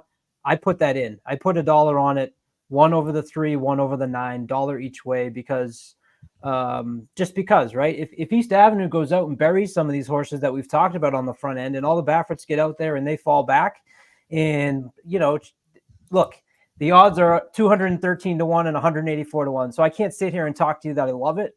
But when you love a horse like the 1, don't let those huge prices underneath not get played. So I played those for $2 each, 1 over the 3, Valid. 1 over the 9. Valid. But I'm telling you, I'm playing this this trifecta the same one. I played it for $1 and the bankroll for 24. I'm personally playing the exact same bet for $2. Nice. Yep. Let's go, mother effing East Avenue, dude. Because Yes. I love beat him this up one. on top of some big tries with a lot of horses underneath. I put a 50 piece to win on him. Let's go. Let's do it. One time for the kids. Yes. Sean, we got to feed the kids, right? We got to go to the, Amen. when you go to the grocery store and you're checking Yep. out, they're like, would you Yep. like to donate $5 extra to the, Yep. whatever? Absolutely. 100% I do. Hey guys, Let's bring I this don't one know up for the kids. I don't know if you guys are looking at the screen right now, but in all the expert picks, 1, 1, 1. Yeah. One. Yeah. And I got to tell you, that scares me. Yeah, we're screwed. I mean, yeah. No, That is- hey, listen, they did that one other time today, and it was in the first race when I bet $50 to win on the same horse, the 5, and we started off the day with a big win. Okay. An interesting stat here for you. There's a interesting handicapping scale. I forget who does it. It's called .1. And if you're a .1, that means like you're way over everybody. Okay. 4 of the last 5 winners of the juvenile were the .1 coming into the race. The only one that was Maxfield, who scratched out. So 4 of the last 4 winners of the juvenile were all .1, and this horse is .1. So obviously they think just You're like the talking last East Avenue, 4 that obviously, won. right? Huh? East Avenue, obviously, right? Yes. Oh yeah. Mm-hmm. Mm-hmm. And the only one who didn't win was Maxfield, who was scratched. And by the way, for the kids scoring at home, I have a mutual fund, $1,000 bankroll. There's 8 or 9 of us involved here. I was tempted to just ship the bankroll on this horse. Right. I agree with right Tim, now. by the way. 2.5 minutes from now, 3 minutes from now, I will either love that I didn't or hate myself that I didn't. But yeah, I will agree with Tim, by the way, that with the 4 Ferocious, he's a miler. I think this is his Derby race here, because he's not going a mile and 8 mile a quarter, because he's his own worst enemy. I really think Brendan Walsh has got a special horse, and he knows it here. I think this is one of the best horses he's ever had. He thinks this is his Derby horse. I believe it is. The only to play devil's advocate, which I'm not, I'm on the 1. I'm not even saying it. Let's go. Come on, 1. Good luck, T. One time for the kids at home. Do it for the kids. This is going to be a good one, folks. This could be your Derby winner. Come on, Tim. Let's do it, fellas. 8 to 5. 8 to 5. Here we go. Loading up. The whole world is waiting for Tim. One time, East Avenue. Be a hero. For the kids. Let's go. Is this the new flight line? I don't know. We don't know. Kids. We're going to enjoy the watch, though. Looking on that rail for that 1 to get out clean. Oh, he stumbled. Oh, no. He stumbled right out of the gate. Yikes. Well, if he's a real hero, he can do it anyway. Yeah. We're going to see if he can rate and come from behind now, because he stumbled out of the gate. Now we're going to see that. Yep. Yep. Jog it out. I still think he's much the best. We'll see. Yeah. But that is definitely going to hurt. That's going to hurt big time. With all Yeah, the but if he's speed in truly this race. special, he might be all right here. Yeah. It looks to me like Tyler's not even riding him because of that. No, right. Yeah. No. I think that's probably a good move, though, right? I mean, like, That is a good move. No, yeah, look, he's moving right up. yeah, get a grip. Yep. Start He's over. he's letting him get himself back into the bit, 23, that's quick for 2-year-olds. You got the two Baffords up front. If he's special, he's fine.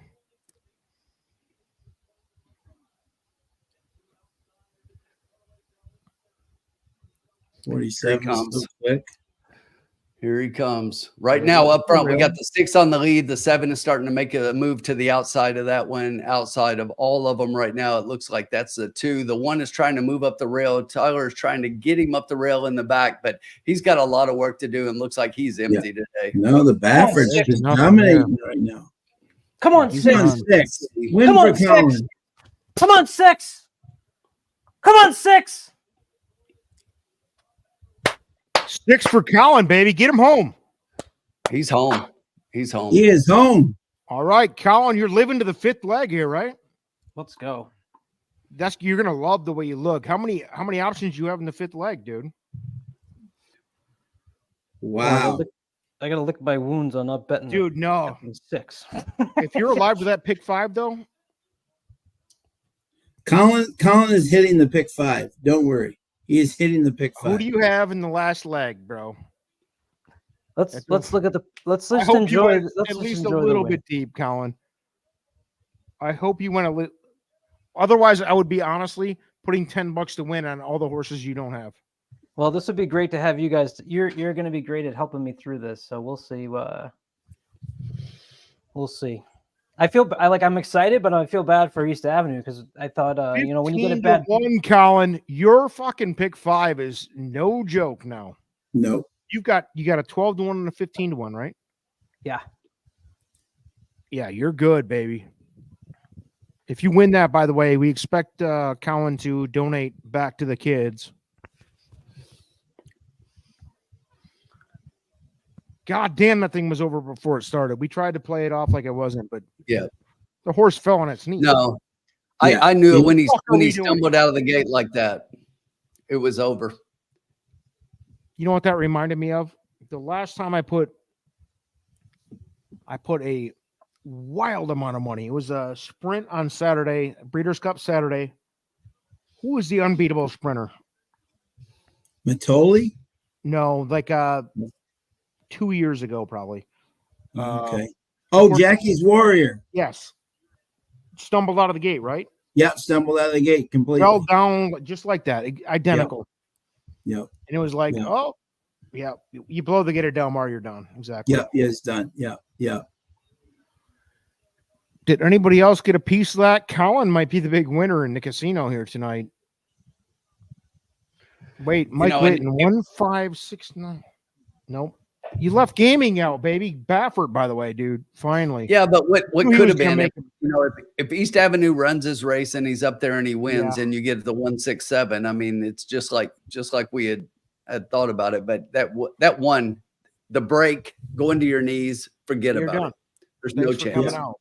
Yeah. Thanks for coming And out. by the That's way- the equivalent of shitting your pants on a full count in the World Series, honestly. Irad is having Irad's having one hell of a day, by the way. He's hitting the board. The one that in the set he's won the first Breeders' Cup Juvenile, then he came in second on the one. He's coming second. I'm just saying he's riding this track well. You got it for tomorrow.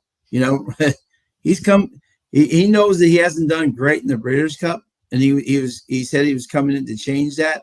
He is. Alex nailed it, Sean. I mean, what else are we gonna say? In the lounge, yeah. Unbelievable. It's kind of he's gonna hit the pick 6 maybe. What are we gonna say? For pick 5, but we're still exactly. Colin's alive to pick 5, and without a joke here, normally I'll shit all over Colin and we shit all over each other, and it's fun. But he's alive to a real pick 5 here. I think. Do you have a 50-cent piece on it, Colin? 50 cents. Yeah, it was a $20 bet. I think you're gonna love the way you look on the payouts. I don't know how deep you went, but Colin, you're gonna be sweet. How deep are you? I am let's too go. deep. Too deep? Colin won. Oh, he went too deep on the turf, juvenile turf. No, he What won. a fucking He mistake, won. dude. It's okay. Nope, let's go. Right. He's gonna win. I got to hear what two they are. You better have fucking Henry Matisse in there. You guys are gonna help me hedge my bets, right? Let's see some payouts, and then we'll talk. You have the 13 though, right? No, I do not. Oh, everybody, send your bankroll. 170 strong in the chat. We appreciate you, folks. We're doing. I already have my bet. I'm not. How much money do we have left? Oh, I got to take that out. So let me take the bet out and we'll update everything here. East Avenue shit the bed with Tyler. Stumbled out of the gate. It was over before it started, guys. You guys want to hear my payouts? We are alive. Colin, I really honestly hope for you. Because I'm not going to bet more than about $50 in this race. So it's not going to change my life. But a pick 5 here for you could mean some big money. So I'm genuinely rooting for you. What are your wheel pays, Colin? All right, so we're alive from Monday night's preview show. These are the horses we all talked about, and I said coming into this race, this is the most wide open, and immediately I couldn't even get the words out of my mouth, and Mr. Sean Patrick Nolan was shaking his head. Nope. I have the winner. This is my best bet of the weekend. So I am alive. Number 12. Absolutely to the four. To the four. $5,500. $5,500. The other horse that I put on my ticket was number 12, Amori City. Yeah, 12. For I love the 12. $7,500. Billy Buick. 75? 7,500. God damn, baby. Let's go, baby. You know we're on your club. I give Colin a lot of shit. You know, we talk a lot of trash to each other. I love Colin, but fuck yeah, let's go, dude. 55 or 75. Not bad options. And that ticket costs you what? $20? $20. Yeah. There you go, baby. You're getting a thrill of a lifetime for $20. 55, $7,500. I mean, you're paying some bills with that, bro. This is not cute money. No. Of course, Colin's got a 15. He's big money, so got 20-foot ceilings in his house. Making the last leg, right, for some prices. You love to see it, but this is, I mean, it's tough. I think you can get there. I think you have, according to the Trust the Profits sheet, you have the second and third choices. So you're up there. You got two of the right three. Man, but it is so hard to put together a pick 5 in this, especially on juvenile days. So congrats to even make it this far. Let's get it. Let's get it, though. I don't want to be talking about how fun it is to get this far. I want to hit it. Yeah, I know, dude. Yeah, I get it. We're giving Colin a participation trophy. Ryan Gallivan calling it out because last year at this time you were having a practice with your team that lost 455-0 hockey team that you were the coach of. The hockey team's been rolling this year. Yeah, we were. Yeah, we were in first. What's we the record? started off 4-0. We were up like plus 76 on the goal differential. Okay, but Nice. where are you now? Well, they reconfigure the league and you start playing some harder teams. Had a couple kids go on vacation. Yep. Uh-oh, here we go. What happened? Big game Sunday versus Melrose. Yep. How many drivers does a buggy have? One. So let's just say I'm driving this buggy, and if you fix your attitude, you can ride along with me. That's what we're talking about here for the final race of Juvenile Friday. 165 people in the chat. You'd love to see that, folks. Tune in because tomorrow's going to be even more fun. But tonight, we are losing so far. wide open. I mean, How much do we have left? pull it up. We're full disclosure. We have $100. We started $22. Plenty. That's plenty. $22 left here. And Colin's got a lot riding here. I know his heart rate's slowly starting to tick up with about 29 minutes to post. Do. We're going to be rooting for you, brother. Yeah. Even if we bet against you, we'll be rooting for you. Oh, we're not betting against them. Nope. I don't think we are. Nope. We're Whose not call is betting it? against them. Is it you, Sean? Nope. Yep. Nope. Okay. We're not betting against them. All right. We're going with them. I do want to hear I like thoughts. I want to win. I want to win together. That's the whole. That's your thoughts, okay? Because this is my pick. That's your thoughts, Tim. Who is your top three here or top four? Or Yeah, so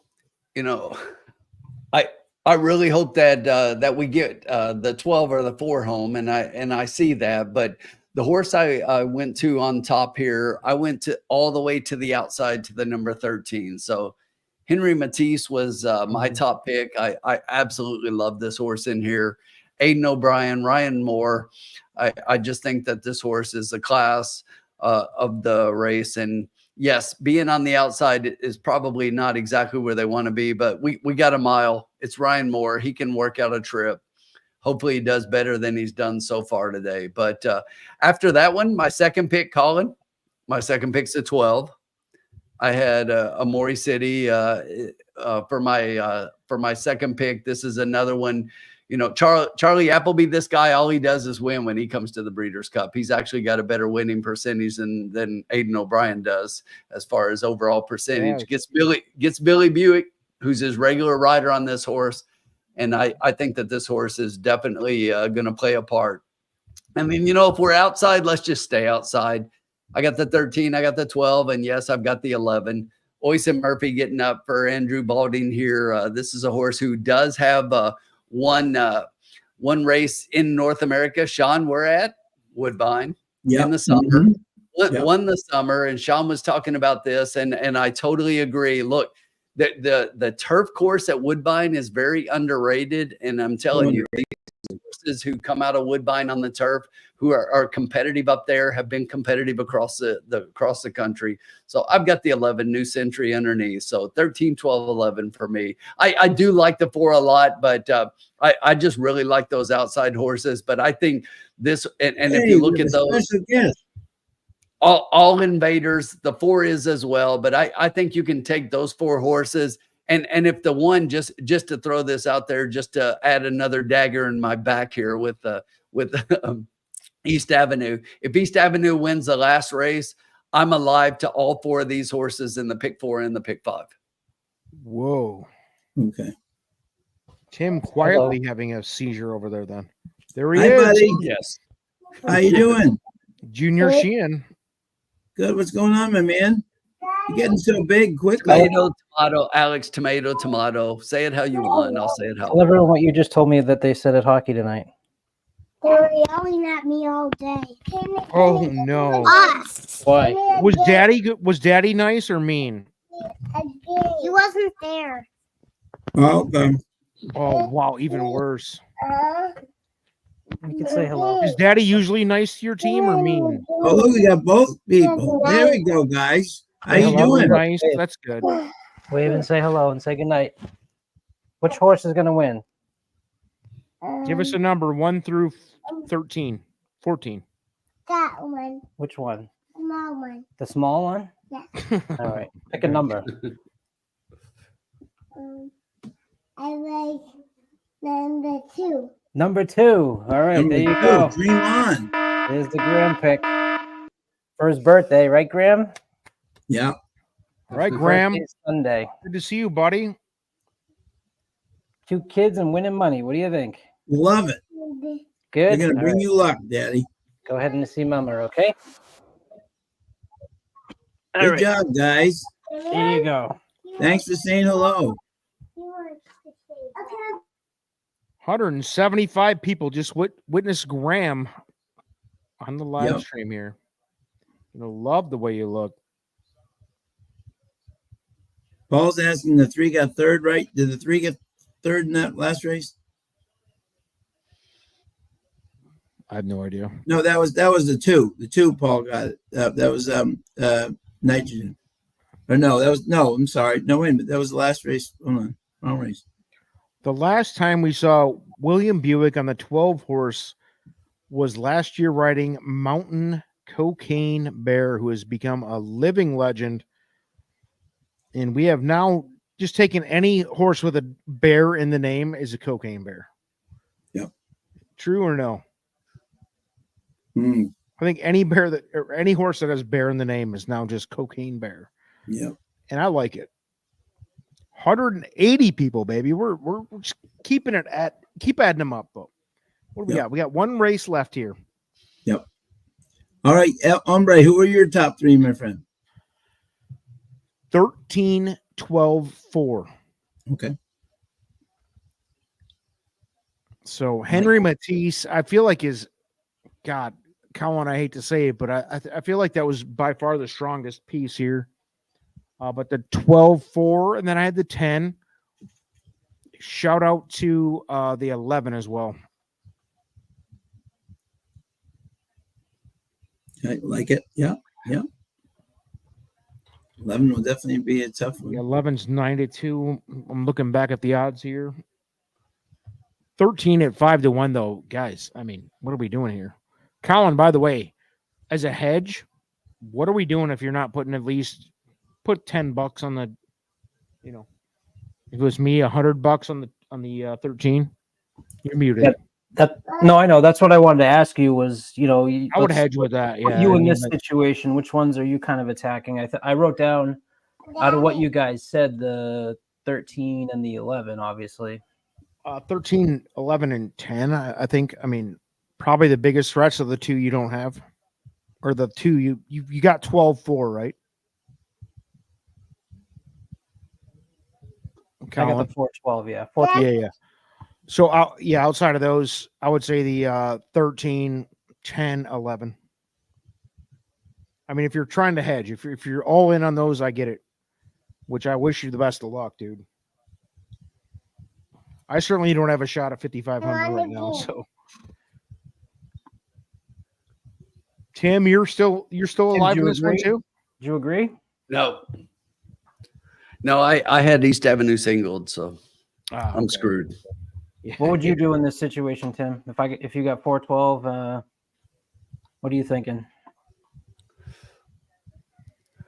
I mean, so I love both of those horses, right? But if you're looking and you're looking to hedge, you've got to play the other logicals on top, right? And I don't like Zulu Kingdom in here. I mean, if they're going to bet the horse and the horse wins, then they're going to take my money, and I'm okay with that. But of the ones that we've talked about here, I think the 11 and the 13 are both live. 4 and 12. Like I say, if East Avenue wins the last one, I'm alive to 4 horses. That's your 2, and then those 2, the 11 and the 13, in addition to the 4 and the 12. To me, they were the 4 best horses in the race.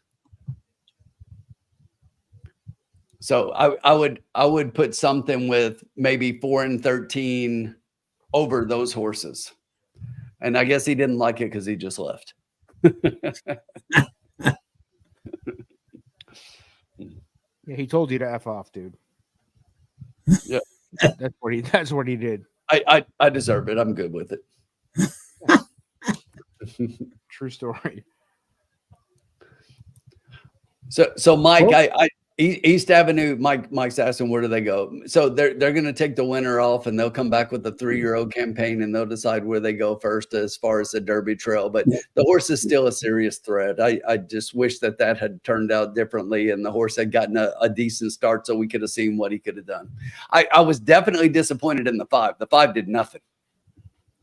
That's definitely going to be one of those with an asterisk where you're like, obviously, East Avenue's next race, you're going to be like, this horse sucked last out if you're looking at the numbers. But you have to realize he fell to his knees, never really had a shot, took him off his game, took the whole strategy and threw it out the window.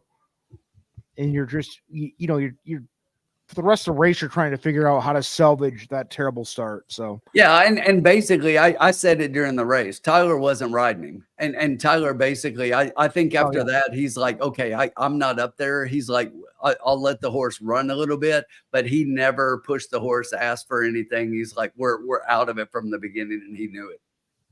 Yep. 186. We're gonna get to let's get this thing riled up with one race to go, about 18 minutes to post. 190 people on now. Let's keep it rolling because listen, folks, if you're out here, if you're new to the channel, please subscribe. Tomorrow is going to be even better. We've got special guests coming in. We have I don't know, a multitude of tools that we're betting with. We got the wealth of knowledge of not me, but everybody else in here, plus several others joining us tomorrow. Some of us spend money on the tools, handicapping tools. Some of us build tools, but we are all very committed to this game. We love the game. Mike Whitten says, what time are we starting tomorrow?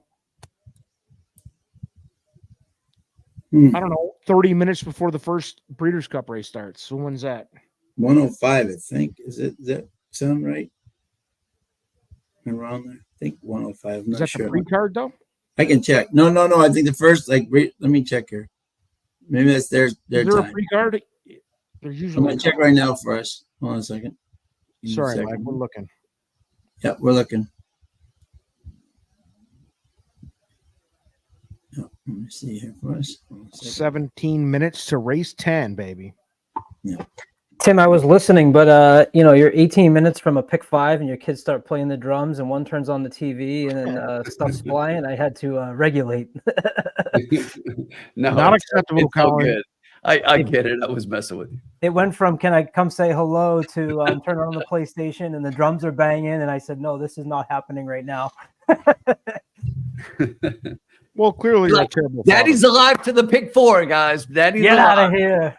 Pick 5, baby. Pick Pick 5. 5. Excuse me. Pick 5. Excuse me. What are you doing picking the 2? Get upstairs. That's what really happened. The kid picked the 2 and Colin went off the air and like grounded the kid, put him to bed. Oh, yeah.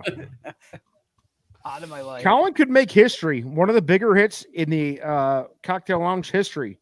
55 or 7,500 bucks. You'd love to see it.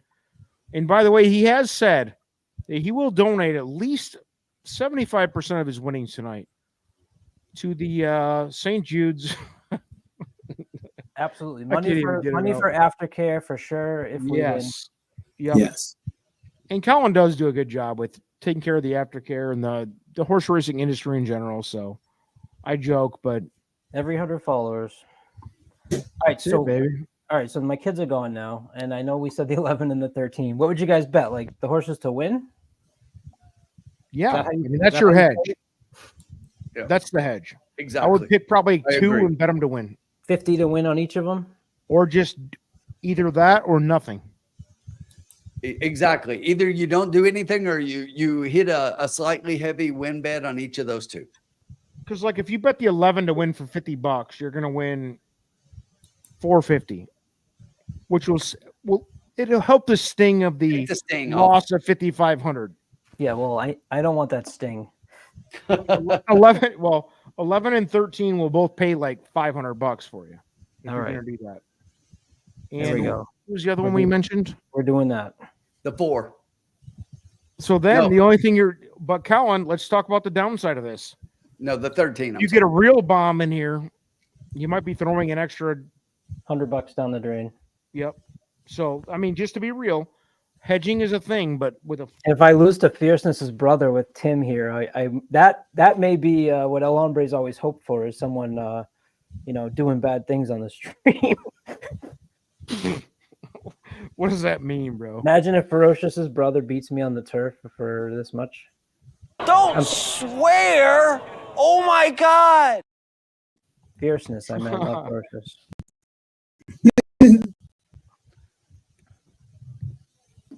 What's the chat say? $50 on the 11 and 13. Yes or no? Let's see. As a hedge, by the way. As a hedge. I like to hedge when I have like you've got some real money on the line, 5,500, 7,500 on the line. That's real money. Yep. But you can also, you know, risk a extra $100 to maybe win 500. I mean, it is what it is. Well, the way I look at it is I signed up for Iron Bets and they gave me 50% deposit of $200. So it's their money that I'm putting on. That's it. Hedge. Well, then don't hedge. Don't hedge then. I did it. You did? It's a smart hedge. I hedge. I can't let Fierceness's brother beat me. That will make me. I won't be here tomorrow. I want to remind you that when you hedge like this, there is I won't a be here chance tomorrow. 50 to 1 gets home or something stupid happens.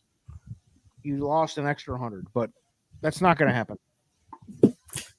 We're all positive, baby. The 12 at 10 to 1 is going to get home for you, bro. I love the 12. Billy Buick, do it. Do it. Is he the $7,500 piece for you? Yes, sir. There you go. I seriously like that 12. Tough race, though, baby. It's juveniles, babe. I mean, it's Breeders' Cup, juvenile, turf.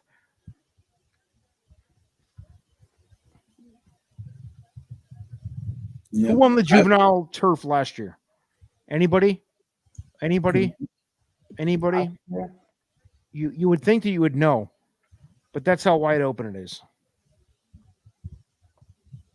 Yeah, I don't remember. I'll wait. I mean, that's how tough it is.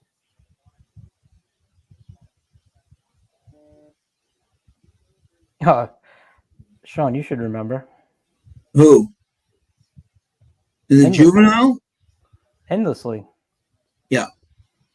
He didn't win the juvenile last year. Turf. He didn't win he came like 5th. He didn't run a good race at all last year. That was the one blemish. Who won the juvenile turf then? Unquestionable. Ryan Moore, Brian. That was his one bad race. The odds. Morning line was 4 to 1.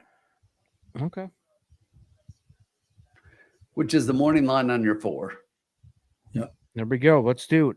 I already have my bet. Yeah, Sean, how confident are you in this 4? Well, hit that button.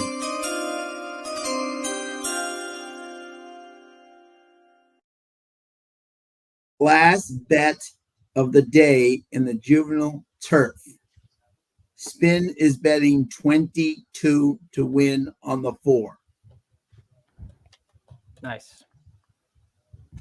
Chaz Appleby. Jimmy Doyle. Yep. James did not come over for crumpets and tea and cupcakes. This horse, to me, from some of my sources, is the best chance for Godolphin to win this weekend.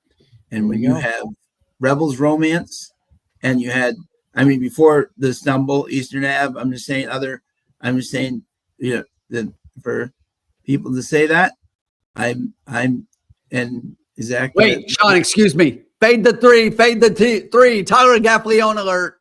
Okay.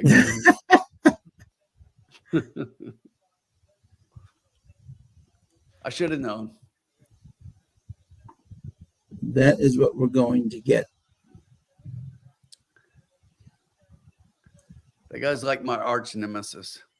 And by the way, too, I will say this without question. Someone was asking me about Connor McPatrick. Don't throw him out.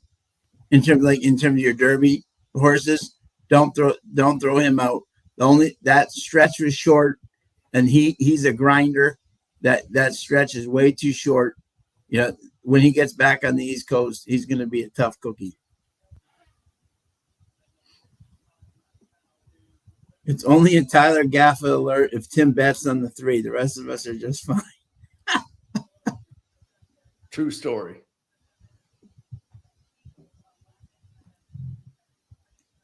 Mikey Witten going to be on the 4. Yeah, that's what I have across in the 4, my friend. Personally.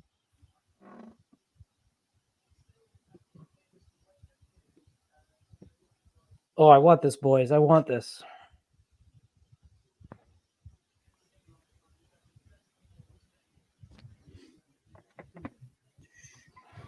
Yeah, you deserve Let's this. do it, baby. Let's go.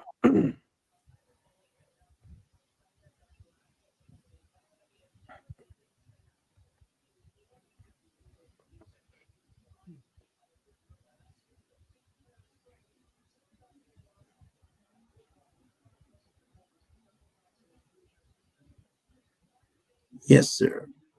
We can all feel that it's almost like we're on the Masters 18th green. You know, like we're tied going for the green jacket. You know, and That's how it feels. Paul, I am alive to the 4 and 12.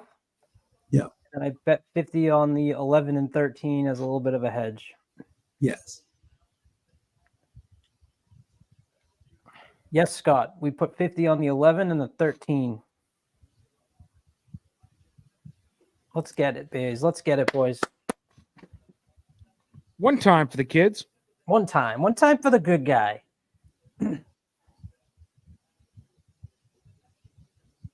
Yes, sir. You know how I could win my money is I should bet $1,000 that when the horses come around the turn, my TVG is going to freeze. Yes. Great call.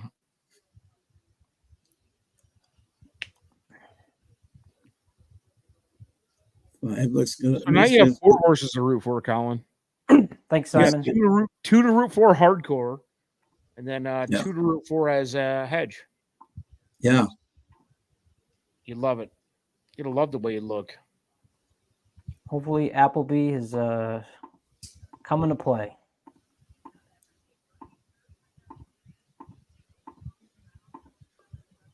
Absolutely. And interesting what he did this year, which I give him credit. Okay, he's brought a lot more horses in the past, than he has. He's really kept the ones here that he thinks are going to win, that are Breeders' Cup winning eligible. You know what I'm saying? Versus like the ones like maybe they're not going to run there too well, and he kept them in other places. So he came with quantity, not and with quality, not quantity this time. 6 minutes to post. By the way, Tim, here you go. As you shuttle over Tyler, he was kind enough to come on podcast episode number 32 at the very beginning of Trust the Profits.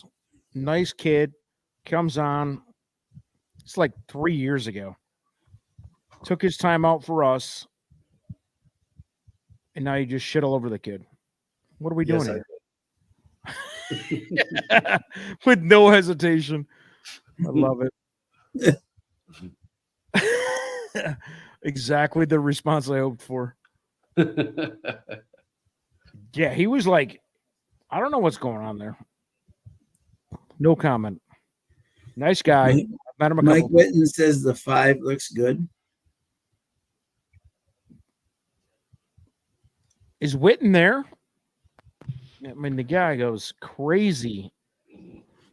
He was obviously too good for us at Keeneland. He wouldn't even introduce himself. Mike Witten tomorrow will be having an official Breeders' Cup party at Turfway Park. His favorite. Counting down only 5 weeks until Turfway begins. Flashway Park. Exactly. And anyone who will be in the area, I might please be meet there him next there. year once, but I got to bring a dumpster. He'll be signing autographs. This is garbage, dude. Get out of here. You and Dennis Trusty can smoke crystal meth in the back lab for me. How's that for you? How are we still 5 minutes to the race? 5 minutes. They're trotting out, baby. And which one is the Tim? What's the low exacta right now? Let's take a quick look. So the lowest right now is 11.4 at 37.60 for 2. Okay. Love it. Love it.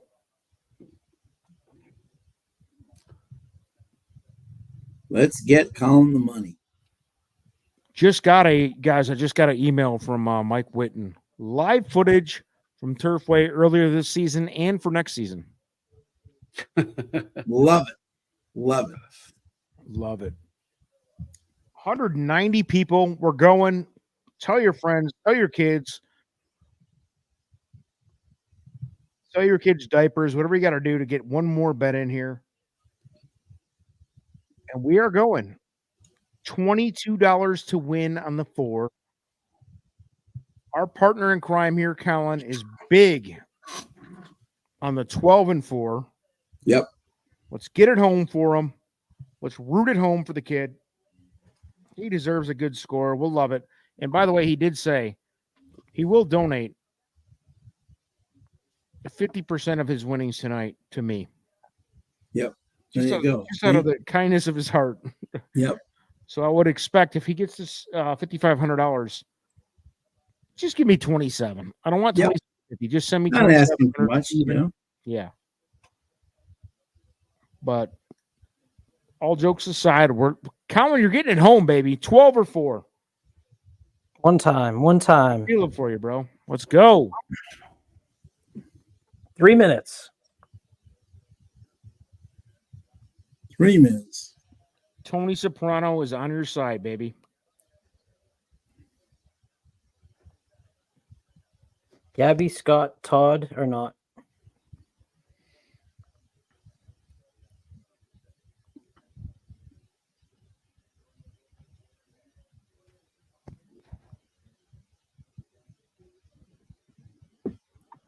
$7,500 would be my biggest score. So hopefully, ever that'd be nice to check off the box. Let's do it, baby. Honestly, 55 would be as well. I think my biggest right now is 3,900. Okay. Yeah. I think my horse racing. Mine is. I've never hit a 5-figure hit. I've hit, I think maybe $8,000, something like that. But I'm not a big bettor.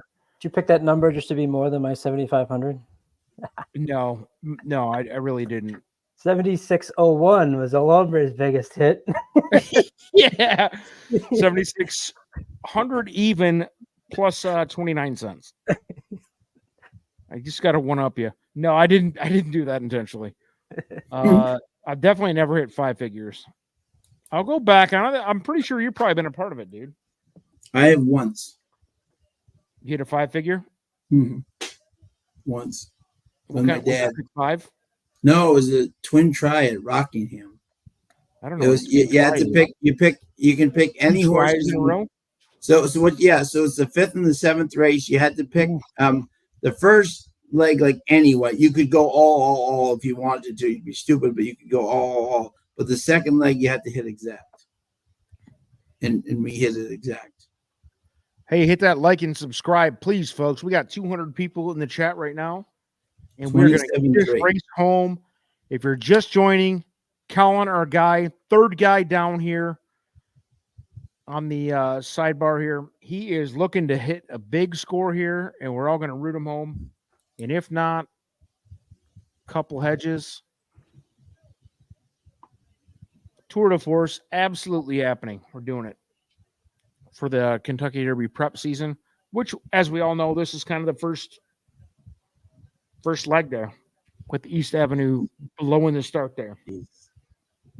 But here we go. Right, I know Colin's got some butterflies, boy. Let's go. Let's go. Love it. The hand starts shaking. Anytime I got like more than 500 on the line and I pick 5, I'm puking guts. Guys got 55 or 75.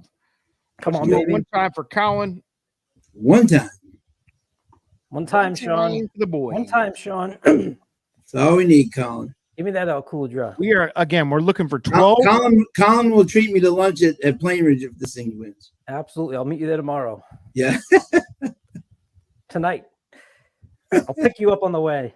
That's awesome. Carnivale. Let's go, baby. Someone's.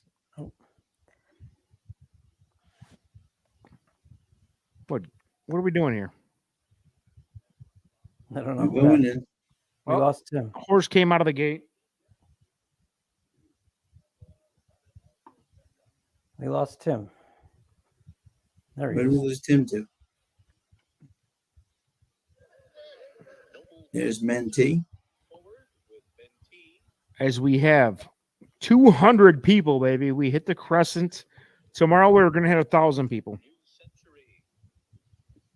And here we go. Come on, Billy Buick. Billy Buick on a Chaz Appleby joint. One time for Colin. Oh, he just took a dump. Perfect. Actually. Or that was him telling me what's going to happen. Henry Matisse. I hope he gets second, Henry. That's my exact. Let's go. One time. Oh, the one's really fidgety. Oh, no. Oh, no. Oh, my God. Again? What are we doing here? 12 broke through the gate. He's gone. But he didn't get far. Whoa. He didn't get far, though. He didn't get far. I don't see him. I thought we were Oh, watching my the Breeders' God. Cup here. This looks He'll be more like back. a park on a Tuesday. Why does this happen to me? Unbelievable. Why does this happen to me? He'll be back. Amori City. Everybody's on him. See, he's fine. He didn't even go anywhere. It's missing his head. He just gave him a yeah. I saw the same image, dude. It's He hilarious. just gave him a jog. He just gave him a jog. He's fine. Tim, you're muted. You're muted. He only went 10,000 feet. Tim, unmute.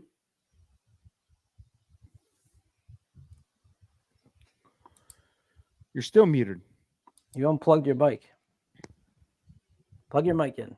He spilled a 15% stout all over his microphone. There he is. There he is.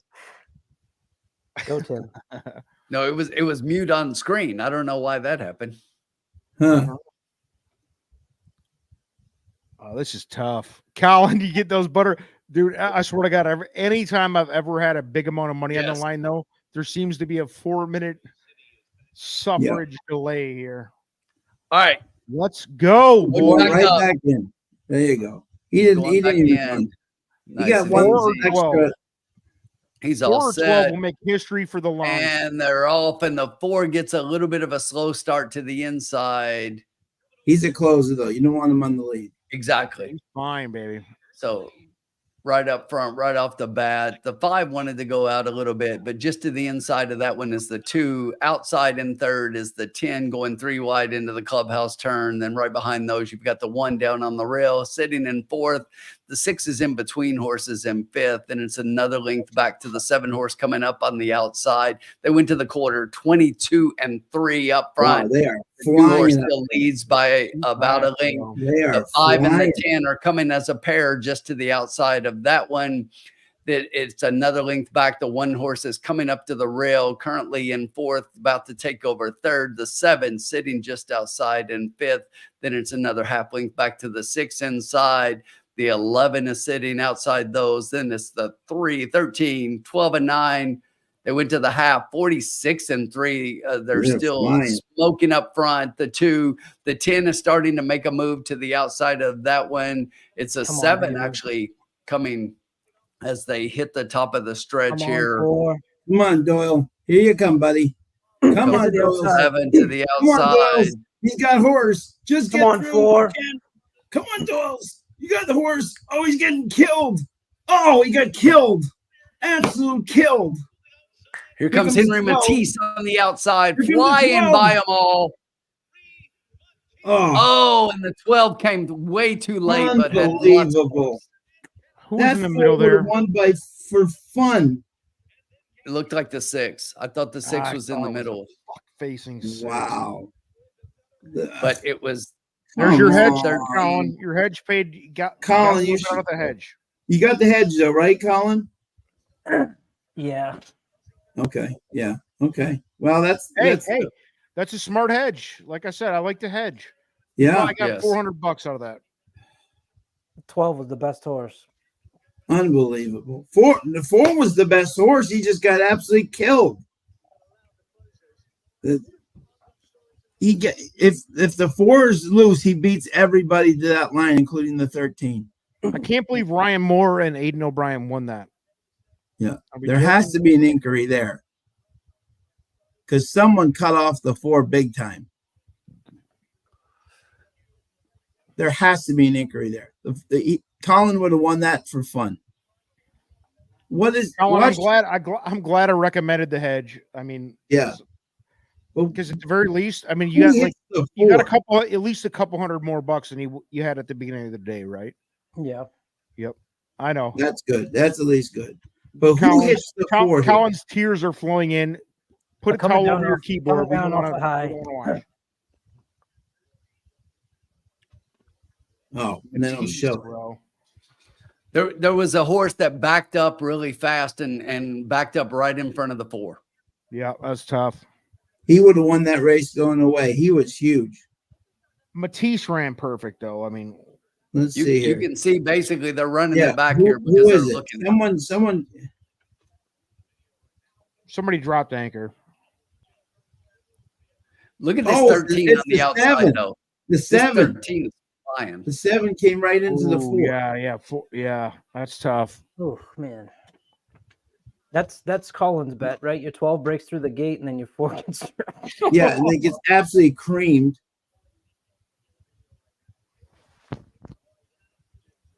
Wow, what a rough way to.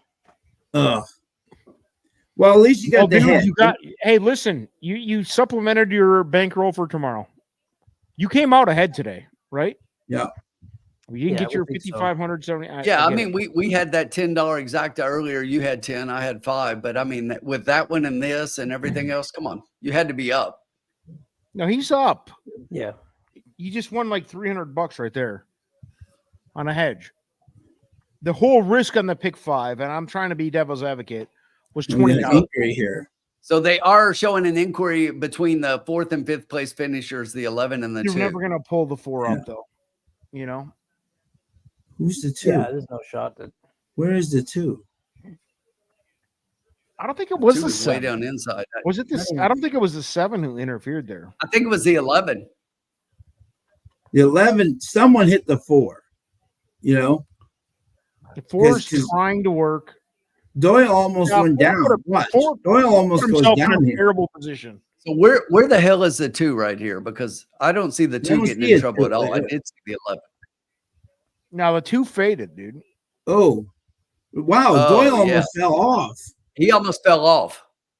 Yeah. Watch this. Doyle almost falls off. Watch him in the middle right here. Watch him in the blue and the white hat. Right there. Oh, yeah. He's squeezed. Whoa.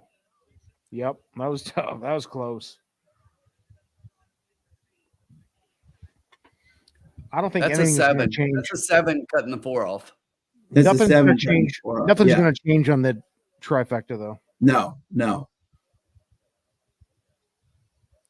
But wow, that's what happened to the 4. Major kudos to James Doyle for staying on there. Yeah, that was amazing. If people don't think that these guys are athletes, my God, what a way to stay on. Let's see. Yeah, you don't think that requires some strength to hang out of that thing? Seriously. Look at him right here. 11's coming in on him too. It's a 7 that hits him though, because you can see it right there. The 7 hits him, but the 11 was crowding him as well. Take that 6 down for no reason at all. Yeah.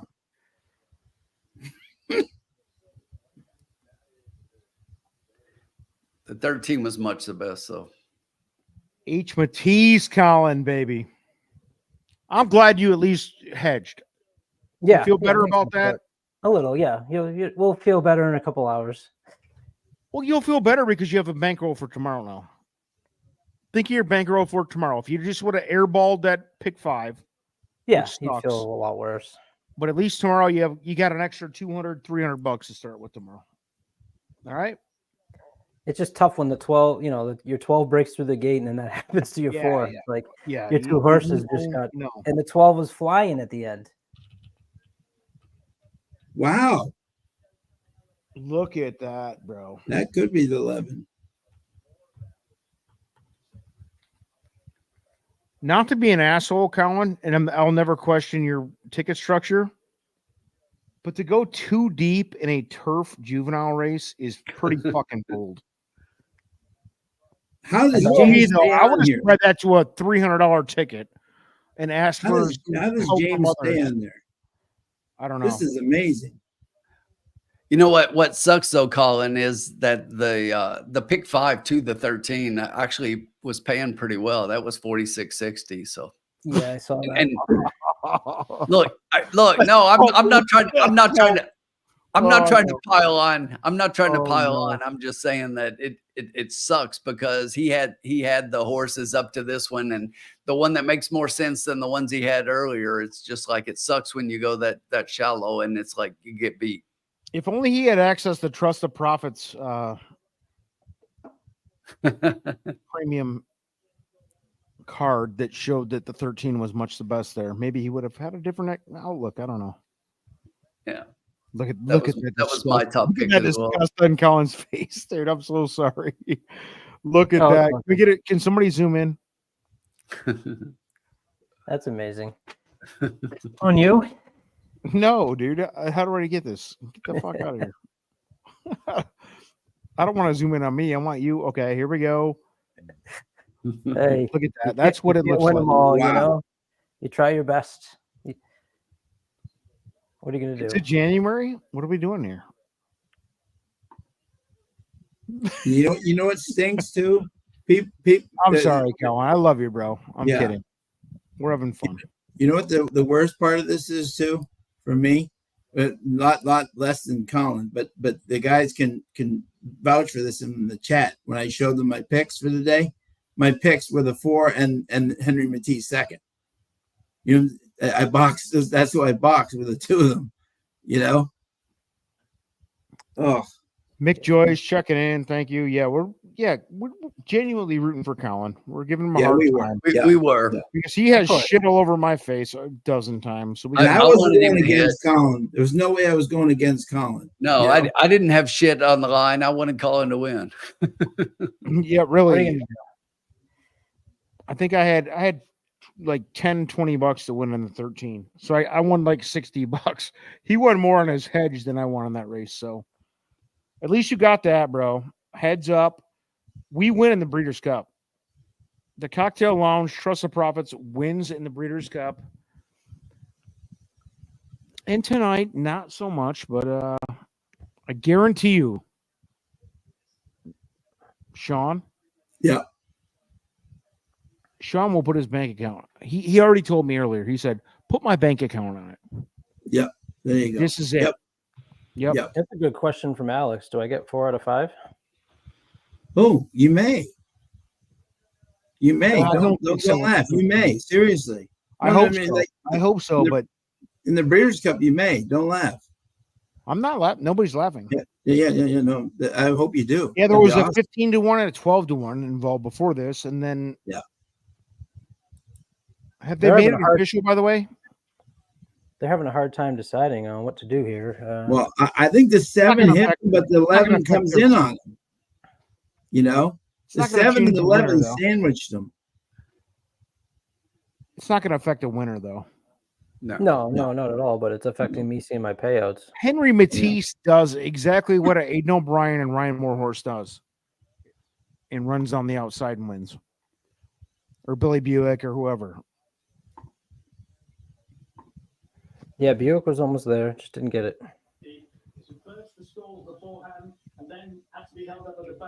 Mike Whitten says it best, and this is a guy who's anti-Trust the Profits. Mike Whitten, that guy hates us.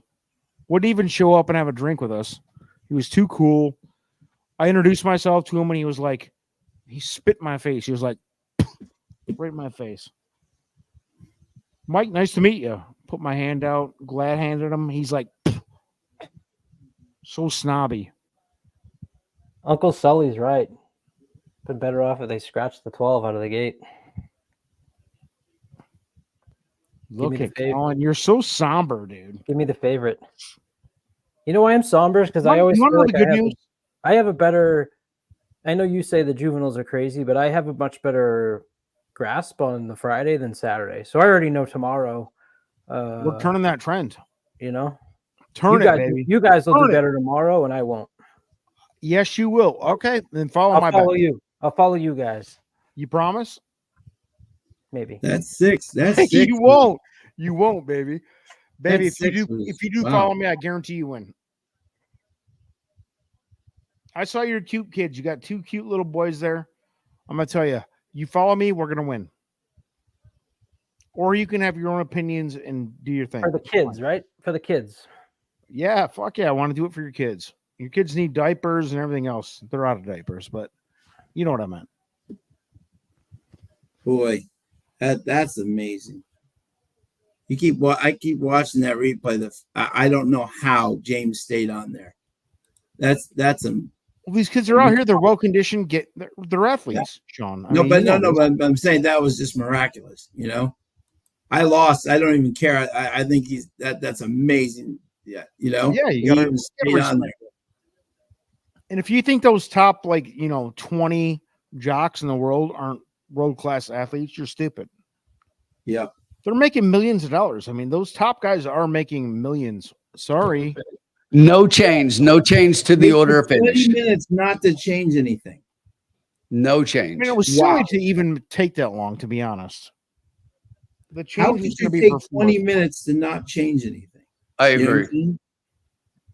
You should know by the 5th minute whether he did, you know. And they're Because the probably going to industry's say the trash. 7 hit him, which Tim found out for us like 20 minutes ago. Because the industry is trash as far as professionalism. You know, it's bad. But at least now we get his payoffs, which is good. Congrats to Henry Matisse, though. Ryan Moore. Is this the first Ryan Moore, Aiden O'Brien of the night? I say Yeah. it's the No, first they took Oh both no, of no, the late Victoria. Yeah. yeah. Yeah, so 2. They took both of the Yeah. juvenile 2 out of turfs. 5. Yeah. So 2 out of 5 on Easy. Friday. And with possibly more to come tomorrow. Way more to come tomorrow. Paulie Nolan, what are we doing? No luck tonight. Had a couple of savers placed. Get some bets back. Blah, blah, blah, blah. Free bet on Forever Young. Guys, where are you on Forever Young tomorrow? Yep. I think he wins. Colin? I did too until today, but you got to separate them, right? I will say this. And I said this the other day, right? I said this on the Monday show.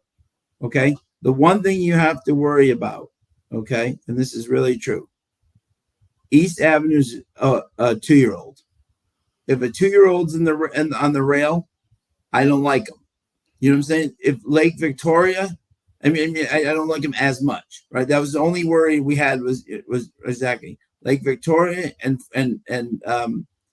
Forever Young are experienced horses. The one rail will not hurt him as much as experienced horse as a baby horse. You know what I'm saying? Like a 2-year-old. Much harder for a 2-year-old to overcome the one than an experienced horse. I'll say this.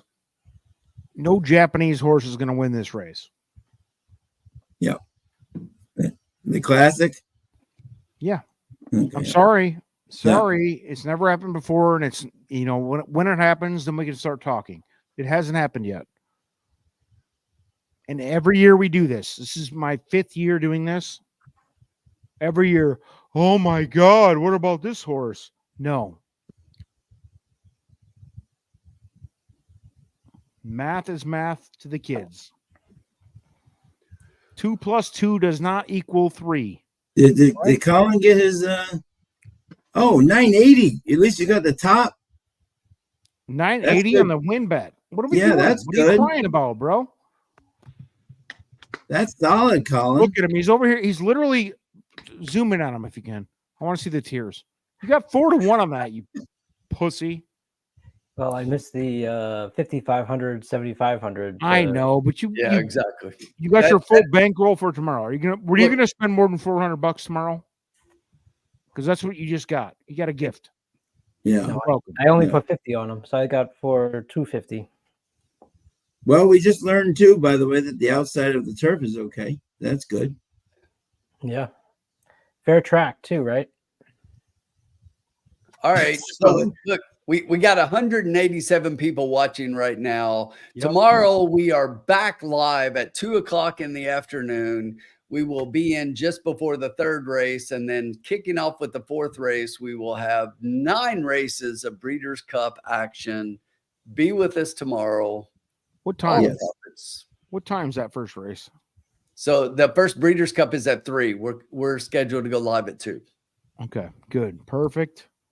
Anybody want to do karaoke tonight? Sean? Sure. Can we while we're live, can we play Prince while my guitar slow? No. Gary Clark Jr.? Yeah, no. I'm not waking up again at 6 to find nothing. Either is Jessica and It was Keith. It was Me. Keith, Jessica, and it's Tim. Me. Exactly. I wake up at like 5:30. I get on my computer at 6. All of a sudden, I'm seeing blank. Mike Whitten. Just because you're such a prick, you arrogant prick. Should I put him in He said he timeout? put Nickelback in the thing. I guarantee I can play any Nickelback song. My acoustic guitar is right there if you can't see it. Let's hear it. I can play any Nickelback song in 5 seconds. I don't even know any of their trash shit. The worst band of all time. All I have to do is pull up a website.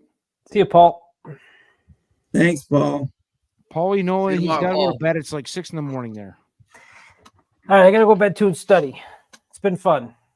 Colin, sorry for your Colin, loss. you but, did awesome, though, dude. We'll do You it still did tomorrow. awesome. And to get to the 6th leg, which is impossible, and I'm only saying that because you hedged. You know what I'm saying? If you hadn't hedged, you still did much better on the day than I'm saying coming in. You know what I'm saying? So you still, and you got the maximum payout, which is great. You know what I'm saying? So at least that's a bonus. You know? Yeah, we're up. We're definitely up on today, so we'll try and get up more tomorrow. And then you know who's maybe not up? Me. So quick. Then what you do is you just throw in the 350 just all on like a horse, and then you just wheel it in. And then all of a sudden it's 5,500. There you go, bam. I love it. Exactly. What happened to Right our back show in the bet? game. Did we hit our show bet? We No, lost dude. it in the first race. First round. Yeah, first round. Exactly. Go Would with our the two? win, Would the two have gotten it? Who finished third in that? What race was that? Race 6. No, we would have lost anyways. There you go. All right, boys, it's been fun. Yep. Thank you, everybody. It has. We'll see you tomorrow. The see 2-year-olds everybody are back always tomorrow. the toughest ones. We're gonna get the older ones. We're gonna nail them tomorrow. We are gonna win some major. Absolutely. Yep. I thought it was Only pretty winner. chalky today, and we got a lot of those, but tomorrow we're getting prices. We ready? Yeah, exactly. Yep. There you go. Let's do it, folks. Thanks everybody for See you joining. tomorrow. 190 people on. How we log off, dude? I get it. Anyway, You we're could doing it stay. tomorrow, bigger and better.